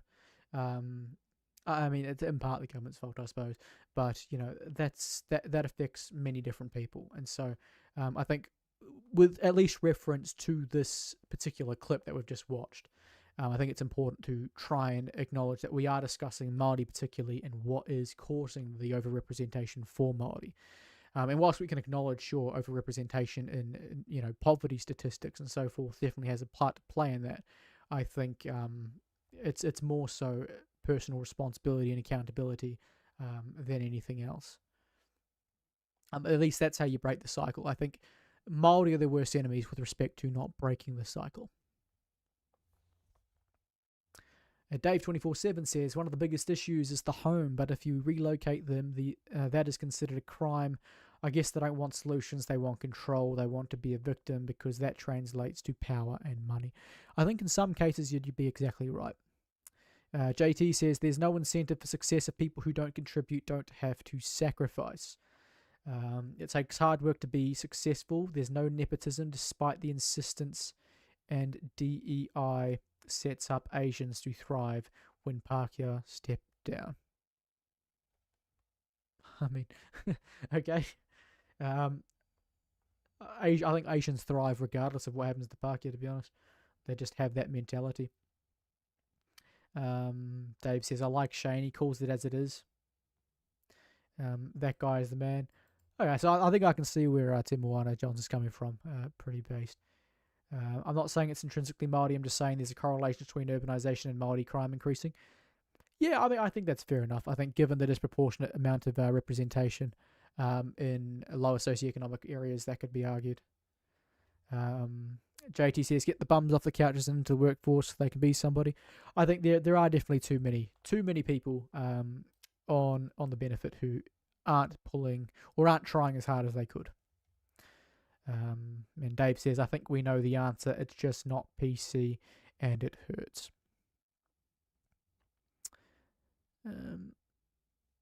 Yeah, I think you're right. Now, did we decide whether or not we wanted to read that article into the what's it called, youth justice boot camps? Do we want to read that, people?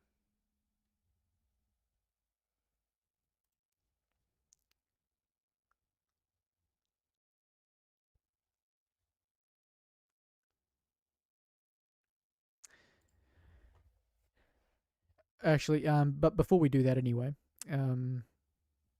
I'll quickly chuck this one up. And I'll quickly read the caption first, actually. It was compulsory hitting my mum, so it's time we had compulsory learning Māori.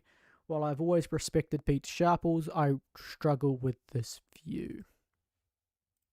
It's 100 years ago when my mother was born, and she was subject to the laws of the day, a hiding, a strapping if you spoke Māori in the school ground.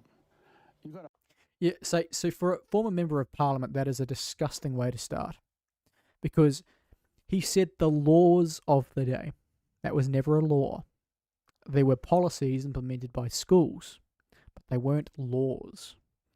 The school didn't have to do that. It was, rather than a law of the day, it was, one could argue it was a moral law or an expectation of disciplinary standards of the day.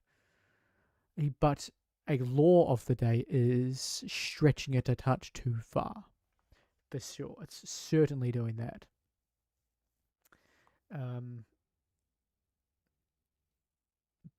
But yeah, quickly, JT says, I've seen my own eye with the dole office and who gets to claim it, and it's one fast red pill.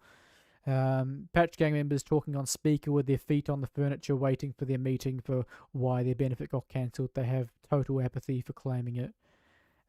Dave says, one of New Zealand's biggest issues, in my opinion, is we want to live in the past to the future. As such a young country, we should be ahead of many, but instead we repeat mistakes already made. Yep, you're exactly right. I understand what that means. A whole race was hit corporally for speaking the only thing they knew, False. Māori language. My mother said when they argued, they had to jump out on the road, out of the school grounds, and have a good old fight or a row, and then come back into the school ground. They were so hit. It was a real thing. It wasn't just one off shot. It was beaten out of them. Yeah. And here people are saying, why do you want to do Māori? And you look at the situation now, so many Māori are in the homeless and in poor jobs and things like this. It's because they haven't, there's something to be done to counter that act. Because it's carried right through. Even now people feel, really good about standing up and saying Maori's a waste of time and stuff like this. They feel that confident about it. So we're not even past that stage. Did he just say that the reason why Māori overrepresented in negative statistics like being poor and stuff is because some people stand up and say, oh, there's no point in learning the language? That is an utterly ridiculous thing to say. Like, where even is the logic there? It's nonsensical. And I think that speaks to the lack of actual evidence he has to support the reasoning, right? Or his lack of intention to address what the actual cause of these negative statistics is. NZ would be better thinking about the future instead of appeasing the past. Yep, a whole group were hit for talking non-stop when nuns ran schools in most countries, including UK. Exactly. The actual discipline was a sign of the times more than anything else. If the school rule was you don't speak any language other than English and you decided not to speak English, well, there you go. You have a punishment that is a sign of the times, not something that is there for the sole purpose of being racist. There are many things you weren't allowed to say at school and you got disciplined even back in my day of the yo-yos and the 2000 and O's and the 2010s. Sheesh. These boomers are so used to the positive affirmations about the Golden Hill. What do they really think, though? It's called discipline. Not that I condone hitting. It was a way of the times. Exactly. It was a way of the times. Outdated for sure, but a way of the times. And when we're not honest with ourselves about that, that's where we get a whole generation, or in this case, several generations, actually repeating nonsense. Māori are billions, they aren't all poor, just the wealth, not unlike with every other race. It isn't evenly distributed. Exactly. There are plenty of very, very rich Pākehā in this country. That doesn't mean every Pākehā is rich. But yeah. Yeah. What sort of an impact does that attitude, the attitude your mum grew up with, have throughout generations? That is a really good question because I was able to observe that impact. So I grew up in a little village. The Māori elders spoke Māori to themselves and English to us. And we weren't taught any Māori at all, so we grew up Māori-less. And then I went to our boarding school, Te Aute College, where they spoke Māori and people came from all over the country. And it was taught, and half of them learnt it from childhood. And so I started to learn and speak Māori. It was my goal. And still, my mother would speak to me only in English. And then one day in my last year, I was head boy. I got this letter. I recognised my mum's writing on the envelope. Oh, good money. So I opened the envelope. and it was all in Māori, and I cried. She had broken the shackles of colonisation, you know. She just finally... Yeah, broken the shackles of colonization, when in actual fact, the colonization itself isn't really to blame for this at all. Like, the people who have an issue with this will sit here and claim, oh, it was the Native Schools Act. The Native Schools Act is why Māori weren't allowed to speak, their language in school. In fact, there's no evidence to support that whatsoever. In fact, the Native Schools Act was established for Māori-speaking schools to be created. And that would be predominantly at the request of Māori, or at least in conjunction with Māori, because Māori would then say, hey, look, yep, we're more than happy for you to establish a school to teach our kids, because we understand the importance of that. Here's some land to do so, and whatever. Obviously things changed over time, and there were petitions. Right through, particularly in the later 1800s, asking, hey, look, we want the teaching to be done in English, because we understand the importance of understanding English. And so they wanted to have their kids taught predominantly, if not entirely, in English.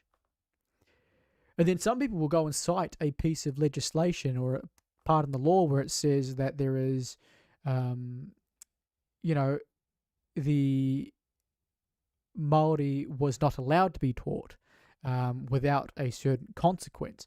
And in this case, there were special grants that were provided for schools, and it had the requirement of only teaching in English where practical, right?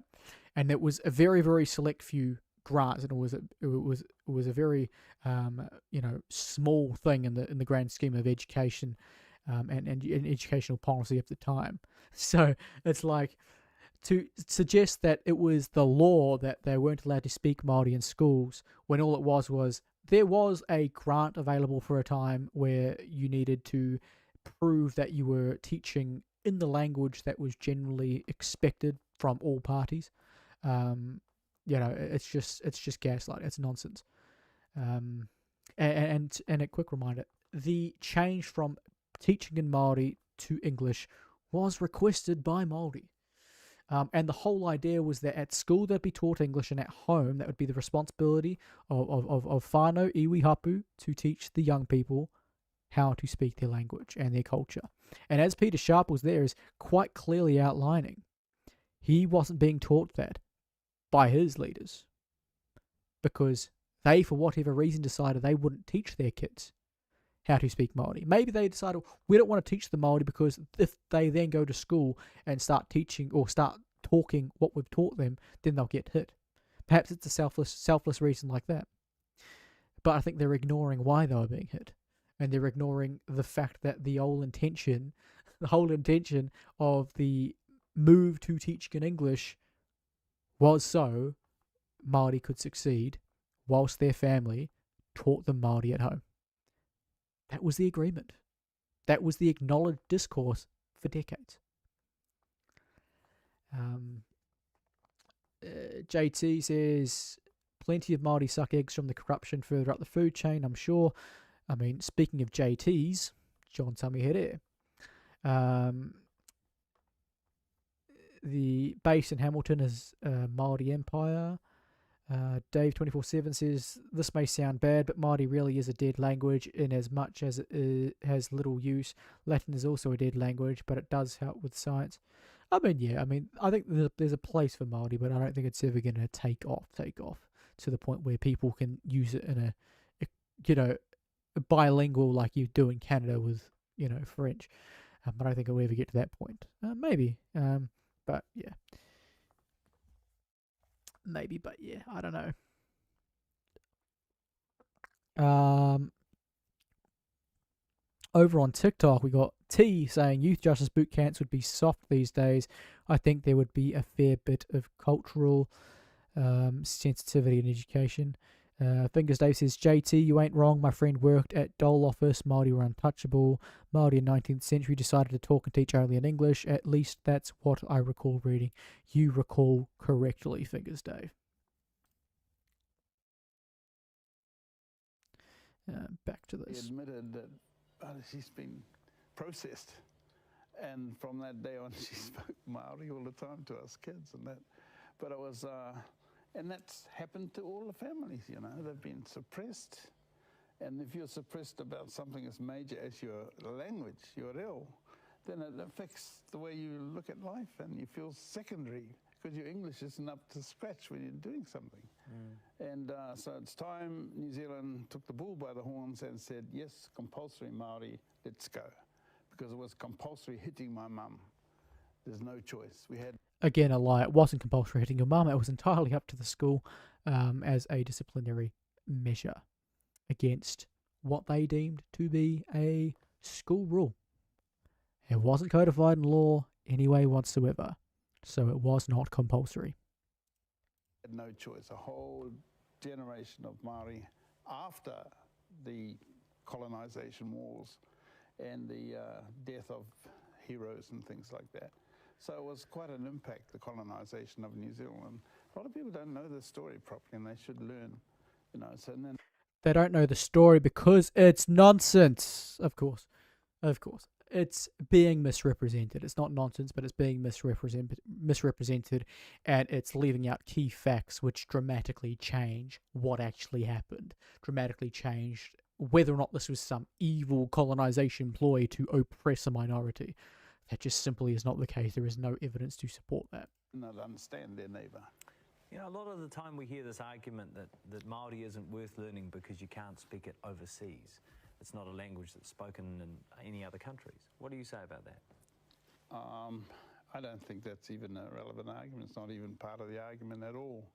I just dreamed up that thing to say about that's not important. We can speak, doesn't mean to say we're going to stop speaking English or learning French or any of those sort of things, you know. So we all go, yeah, nah. So, you know, we're okay. Mm-hmm. Yeah. What about for people who are watching now who maybe have some bad habits, still say Rotorua, yeah. You know, haven't made much of an effort over the years to improve their Māori pronunciation, but want to embrace the reo more than they have? What would be your advice? Well, this is one of the biggest things that's holding Māori up from being accepted is the fact that generally Pākehā society have not taken it on, are not learning Māori like you two, like you guys, your team. And so Peter Montgomery and people like that will go out and commentate on the America's Cup and they'll pronounce Monsieur Le Bon's name correctly, but then they'll say they're out on the hierarchy. Where the hell's the hierarchy? I've never met the hierarchy. And so, you know, it just shows the attitude. There's no, doesn't even enter his mind that he should be pronouncing it Hauraki if he's taking so much trouble over a visitor's name. So, you know, we're miles away from that. He's got kind of a point there, but I would note that when you've said Hauraki your whole life, and you've said that for years and years and years before you became a commentator, and then you have the job as a commentator and you're pronouncing a name or a word that you've never really said before up until that very moment, you're of course going to say it in the exact way that you've just learned it. And well, sure, I mean, I try and pronounce all my Te Reo Māori words as accurately as possible. Someone who has said Hauraki for 30 years, I'm not going to expect them to suddenly say Hauraki just at the flip of a coin, especially if they're speaking just off the top of their head really quickly, commentating. It doesn't always come naturally to, you know, you just revert to your default setting when you're trying to process information and relay that back to the public at the same time. But it's time New Zealand woke up. Hey, come on, this is one of your treasures. If you take the Tongan language away from Tongans, you take those flags, their rugby, jamming the airport and all those things that are beautiful, you'll take them away. We can't do that. Yeah. We must leave people their way of life, their language. Crikey, Dick, that was loud at the end. At least in my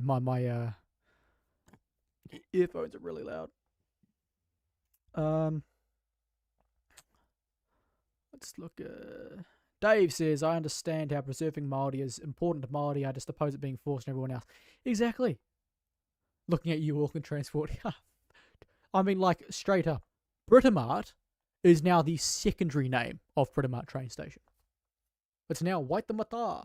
I'm like, mate, it is not in the Waitemata. So why the hell are you calling it Waitemata? It's Britomart. There's absolutely nothing wrong with calling it Britomart. There is no point. You've been able to include a bunch of other train stations and give them Māori names off the bat.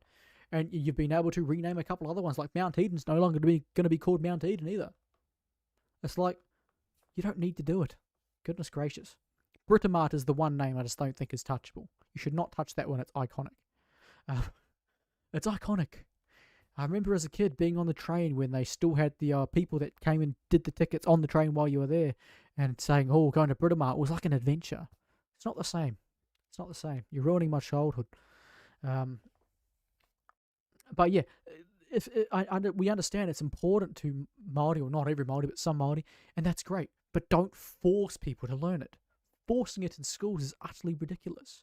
Give people the option. Ensure that schools are funded to the ability where they can provide that option.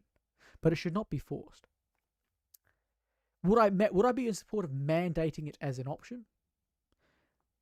I think yes and no. I feel like if there is just no uptake in a certain community, I feel like that money should be allowed to be reallocated.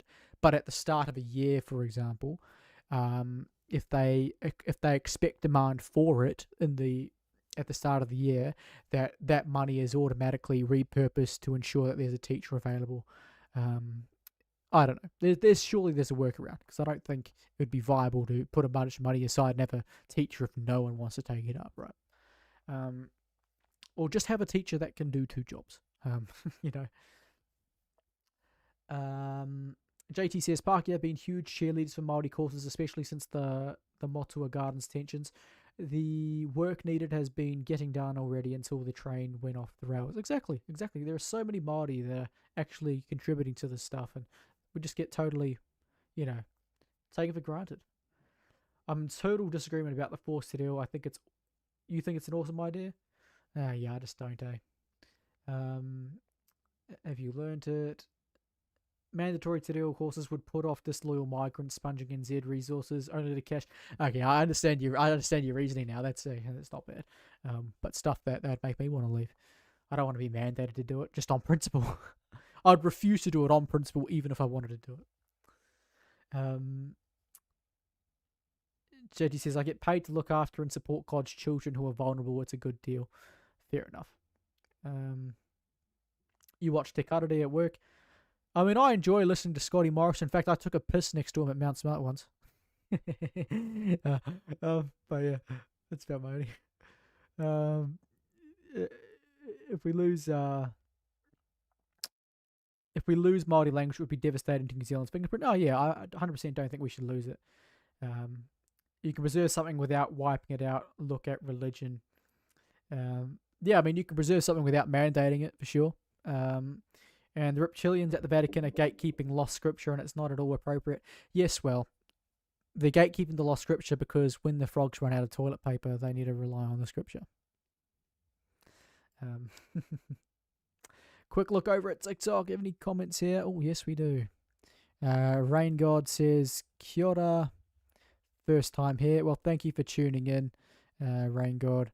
Love the new name. It was the original name. I think it's an awesome idea too. The new name.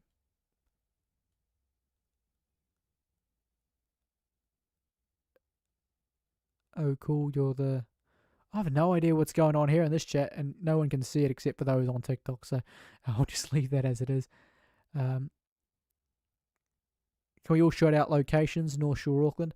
Well, I'm in South Auckland. I'll probably leave it at that.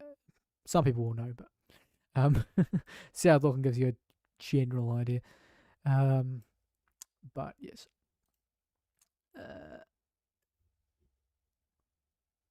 Dave 24/7 says, we were taught Māori vowels, colours and numbers at primary school, history and stories, but in reality most people don't choose to take it further. And I think, to be honest, in my opinion, that is good enough. As long as you are taught the Māori vowels, you will be able to pronounce any Māori word you see accurately. Pretty much. The Māori vowels, how to roll your R's and say ngā, and you're good to go. You're good to go. That's all I was taught at school. I learnt some other stuff later on, but That's all I was taught at school, and that was more than sufficient to at least understand the pronunciation. And I think that is, most important, because it's what I see mostly is, oh, the Pākehā won't pronounce their words properly. It's like, oh well. She'll be right, mate. That's about all I can say to that. But yeah, I think Peter Sharples is a little bit off the money here, I think, in that video we just watched. So sorry, Peter. I'm not into it. I'm not into it at all. But I think at the moment I'm just going to allow the chat to dictate the conversation. Allow the chat to dictate the conversation. And if you do want me to read that article on the boot camps, I will do so. Just let me know.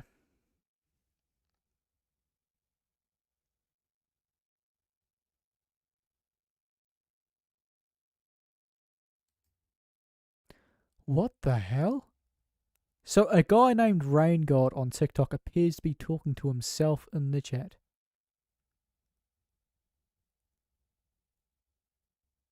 What on earth? Well, I mean, you don't see that every day. But hey, thanks for being there.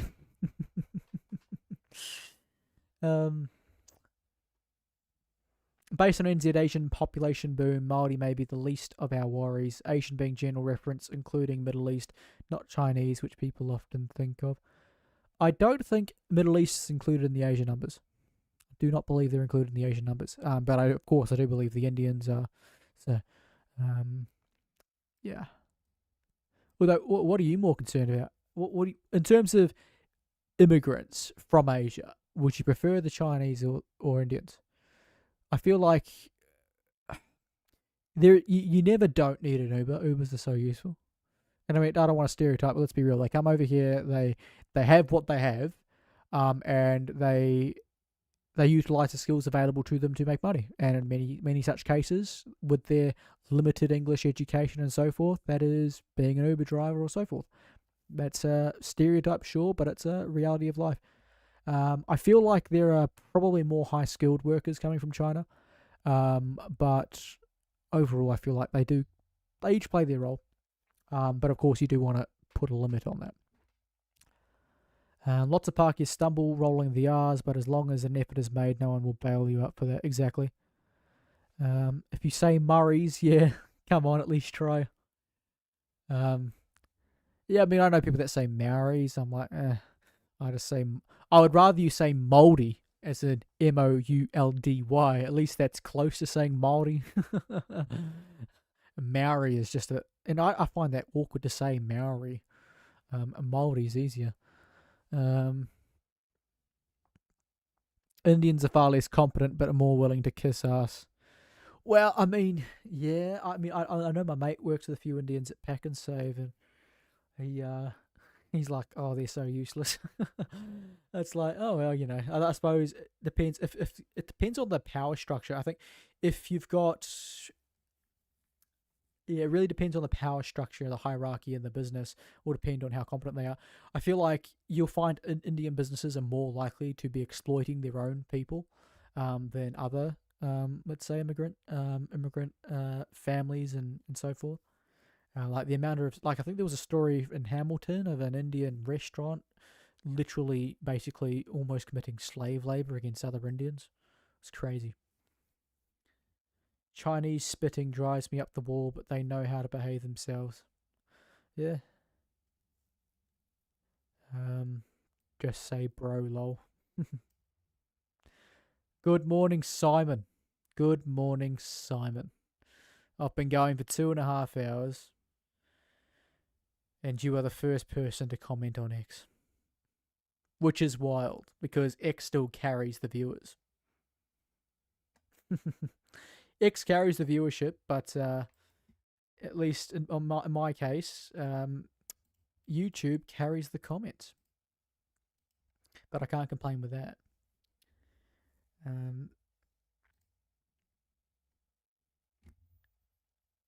Have you seen my website yet, Simon? It looks great. I'm considering putting in a tab that's specifically there, and it would be locked behind a password for gingers only. It's like a ginger's safe haven where they can eat as many rabbits as they like. JT, my opinions on races are my own, based on anecdotal evidence-based conclusions. Fair enough, mate. Fair enough. Isn't everyone's, really. Let's be real. Dave247 says, main issue with Indians is you get one in, they only employ their own, so they tend to take over pretty quick. I mean, there is a pretty fair argument to be had there. X marks the spot, certainly. And I mean, you couldn't ask for a bigger treasure under that X, could you? Could not ask for a bigger treasure. Oh, Max. Is that you? I got an email from earlier, Max. Thank you very much for that. Max Power, second person to comment on X tonight. Very lovely. Apart from myself, of course. Very cool to see X chiming in. How you going, Max? How's your night?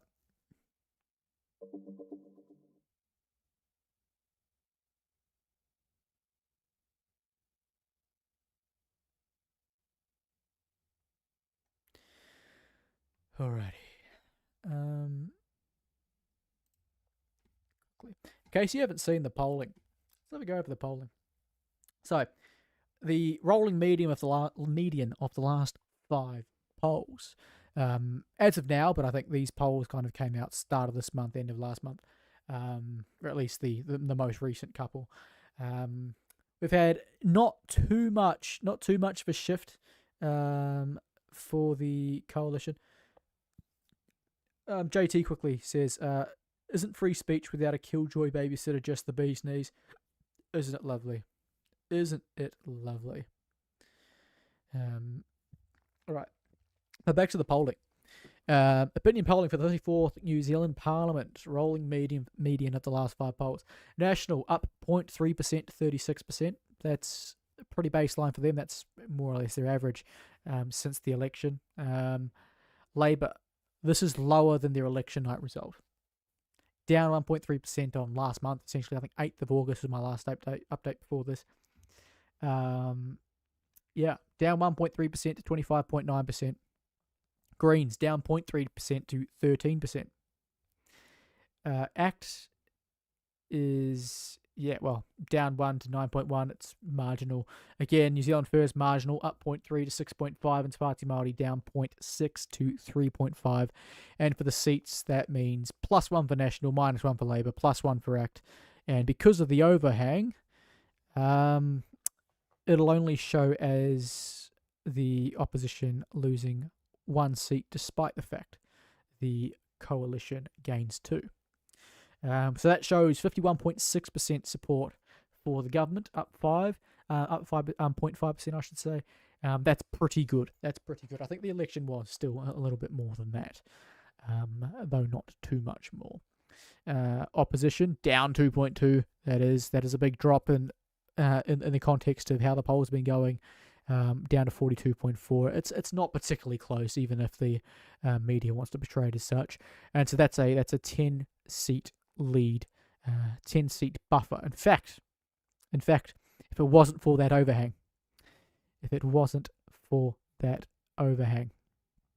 or actually, is that an issue at all? Let's see. It would be, it would leave.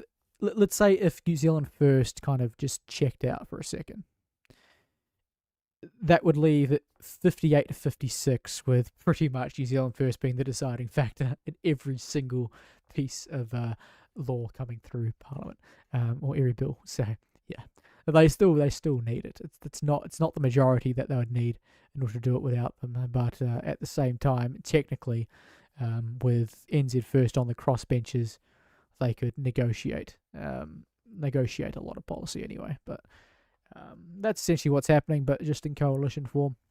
Preferred Prime Ministership, Chris Luxon's still 7 points up on Chris Hipkins, who's 11 up on Chloe. David Seymour and Winston Peters are always pretty close. That's ever changing, and this early on in the term, it's you're not going to see too much of a difference. Too much of a difference with the lines. Looking back at the chat. Max Power says slow for the responses to get to you. Yeah, sometimes the game there is always typically a delay, usually 10 to 20 seconds. And of course, I won't always check it straight away either. What I do want to get is I want to get a new monitor. And that'll make this so much easier. Just to have two monitors. I'm sure Simon has a strategy. If he's still there. Probably actually outlined it somewhere. I'm sure he has a strategy for his, chat management. For me, I still want to integrate my TikTok chat, but for some reason that's not really working for me. Rain God over on TikTok says he prefers Jonky over Luxon. So do I. But yeah. Dave247 says, I'm worried how much the internet and chats are filtered these days, one step away from the CCP. Yeah, exactly. It is a bit concerning. But it still has nothing on how TikTok filters it, for sure. JT says, wait until social media becomes a hive mind and our thoughts are integrated with tech. I don't have an issue with thoughts being integrated with tech so long as I can control who can see those thoughts and be the ability to turn it on and off. But yeah. But that would raise a lot of concerns. And I don't have a problem with having that as an option, but I probably wouldn't use it myself personally. Max Power says, pretty much expected opinions, I think. JT, someone won't just dox you, they'll spam Rick Astley to your Neuralink and keep it loopy. You're probably not wrong there. Don't want that. Simon is slinging in the wild frontier, working out the teething problems. Yeah, Simon is doing wonders. Simon is doing wonders.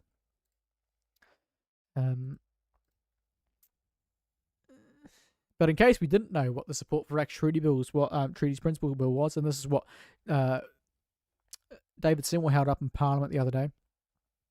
This specific one here, Labour, he held that up, and doesn't that look charming? 62% of those who said they'd vote Labour support the Act Treaty Principles Bill, at the very least, to a referendum. And overall, it's pretty high, isn't it? 60% in total. That's from like 1,000 people, and that's pretty typical for polling. So, yeah. Seymour is pretty friggin' brave. He's trooping on. Well, the thing is, right, it's only a silent minority that actually oppose it. It's a silent minority.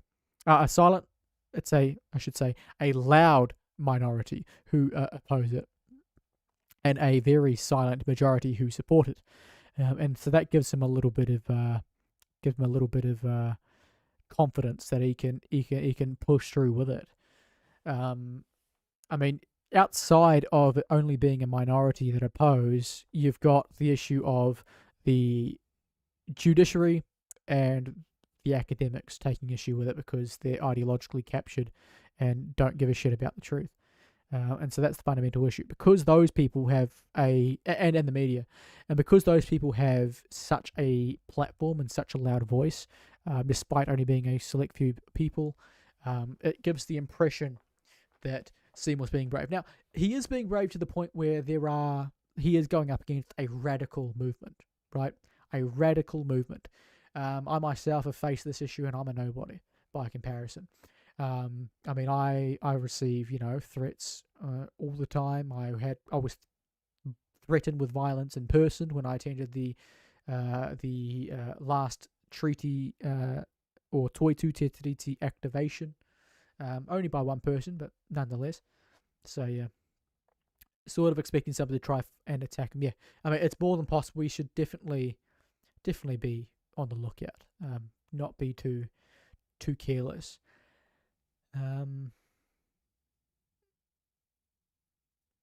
That's exactly why the Tumblr lot made a stamp, tiny sliver of the internet, and made a huge splash in global culture. Yeah, no one talks about Tumblr anymore, do they? Crikey. I think they've done a lot of censorship on Tumblr. A lot of censorship. Act and NZ First seem to have contributed more to this term than National. Act and NZ First are the only reason why this government are actually liked. And that's despite the fact that still more people supporting National than Act and NZ First. But they're giving all the credit for all the best stuff to the head of the government or the main party in the government rather than those actually responsible for it.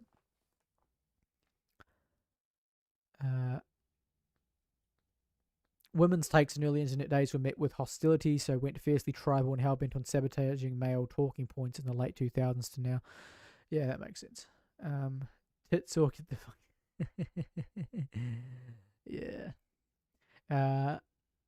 Do you remember the kids that spat him in Palmerston North? And the fact that they weren't like, I mean, like the school kind of took a stance on that they didn't approve of that, and they were disciplined or told off or whatever. But the amount of people that like praise them for doing that is like, oh, it's all part of the culture, and it's all part of discourse and showing what we mean. Piss off, bro. That was disgusting. And those kids are actually clueless. They have no idea what they're talking about either. They're just repeating whatever they're told. So that's what made it worse, in my opinion. That the kids would spit at a politician or spit on a politician, based on absolute nonsense. Absolute nonsense.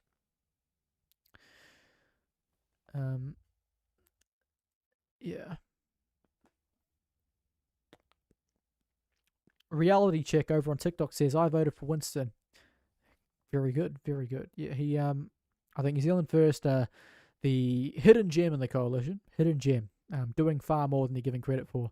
The polls certainly don't reflect just how much they are contributing, and I think Shane Jones especially is really setting a good basis for himself to be the potential, be the next leader. After Winston decides to call it quits whenever that happens to be.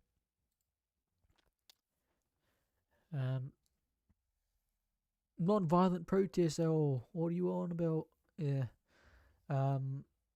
Simon Anderson says, I use socialstream.nz for chat consolidation, including Twitch. It's not perfect, but it suffices. Yeah, I'll consider that instead of the integrated, because I'm using Streamlabs, right, to do the multi-streaming. What are you using for multi-streaming, Simon? Because I know you are multi-streaming, so I thought, well, you must be using, obviously it's the OBS software, but not necessarily on OBS. Because I didn't realise you could, if you are just using OBS, how are you managing the multi-streaming? Or are you just sending out multiple streams at once, a bunch of different tabs? I'm sure you explain that in the things that I conveniently forgot to read.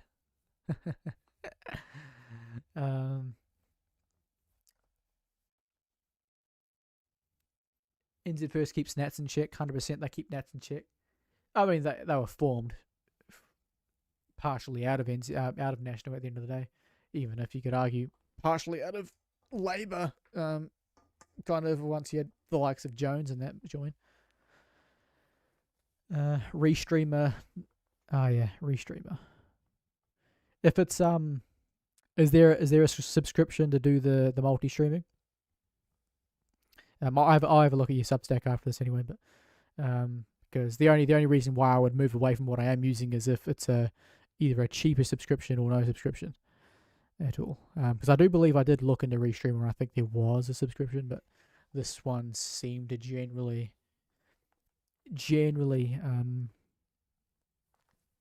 I don't know, integrate very well with everything. Just not necessarily the chat. I'm pretty happy with everything bar the chat, so I can't really complain in that respect. But yeah, I'll definitely look into that, Simon, especially if it saves me some money.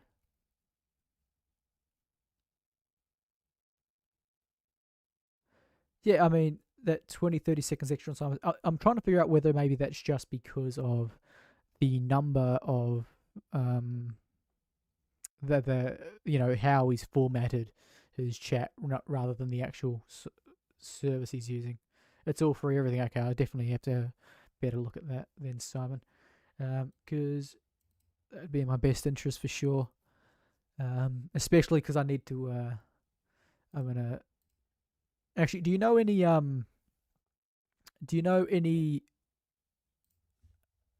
What are they called? RSS apps that are free, because obviously for my website here, actually I've added things like this carousel and feed.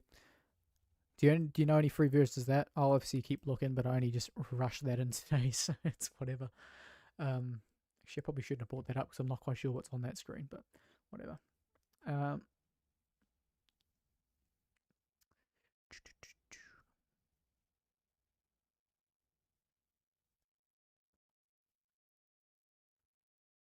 Surprising what you can get. Yeah, I mean, it is surprising what you can get for free. You get quite a bit. I mean, the fact that OBS is free is crazy.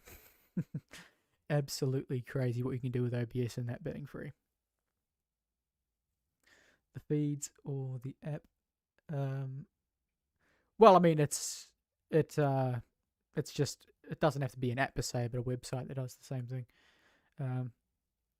RTMP server might be an option. Yeah, well, essentially, I just get an RTMP link anyway, or text, potentially. Mona servers one. Yeah, I'll look into this stuff. Cheers. But yeah, it's whatever.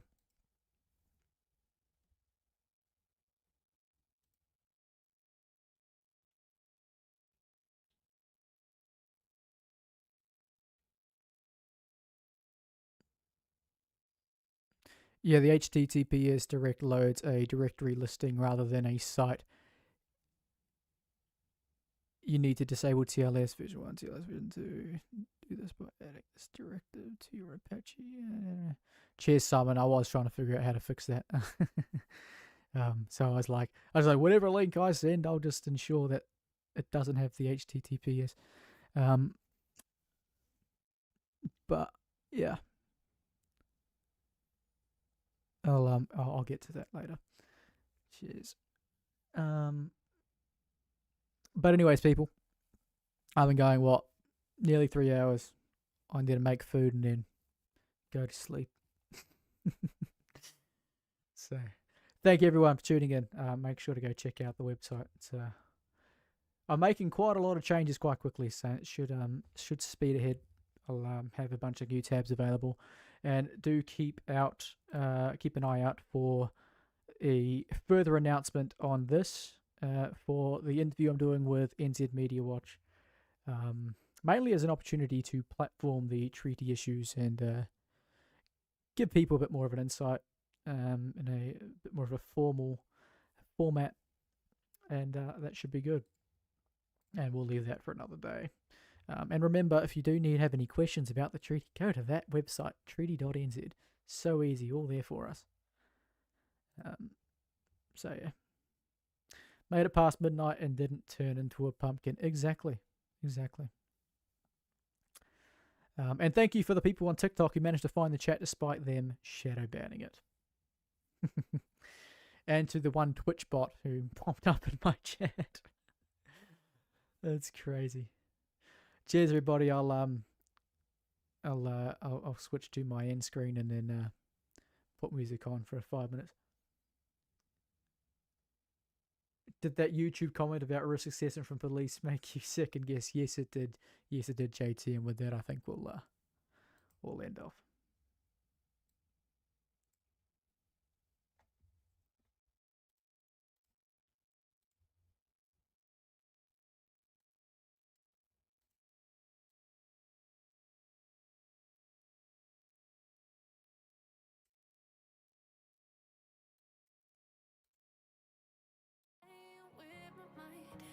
Gotta get out of here tonight. Oh, I wanna run off and fly. And I'll tell myself it's fine to be alone. Just to find somewhere that finally feels like home. Oh, oh, oh. I hate all this overthinking. Oh, oh, oh, oh. The more I swim, the more I'm sinking. Take me to a world of silver. No more heartbreaks, tears, painkillers. Take me somewhere unfamiliar. Bring me back to where we started out.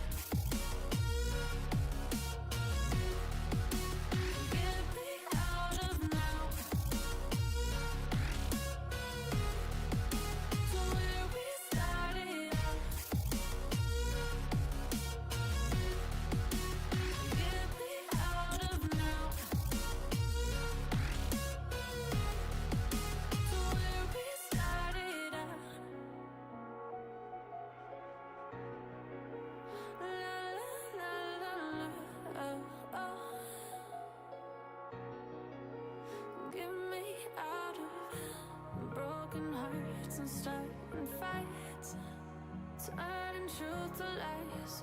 Gotta get up, stop wasting time. Yeah, I wanna run off and fly. And I'll tell myself it's fine to be alone.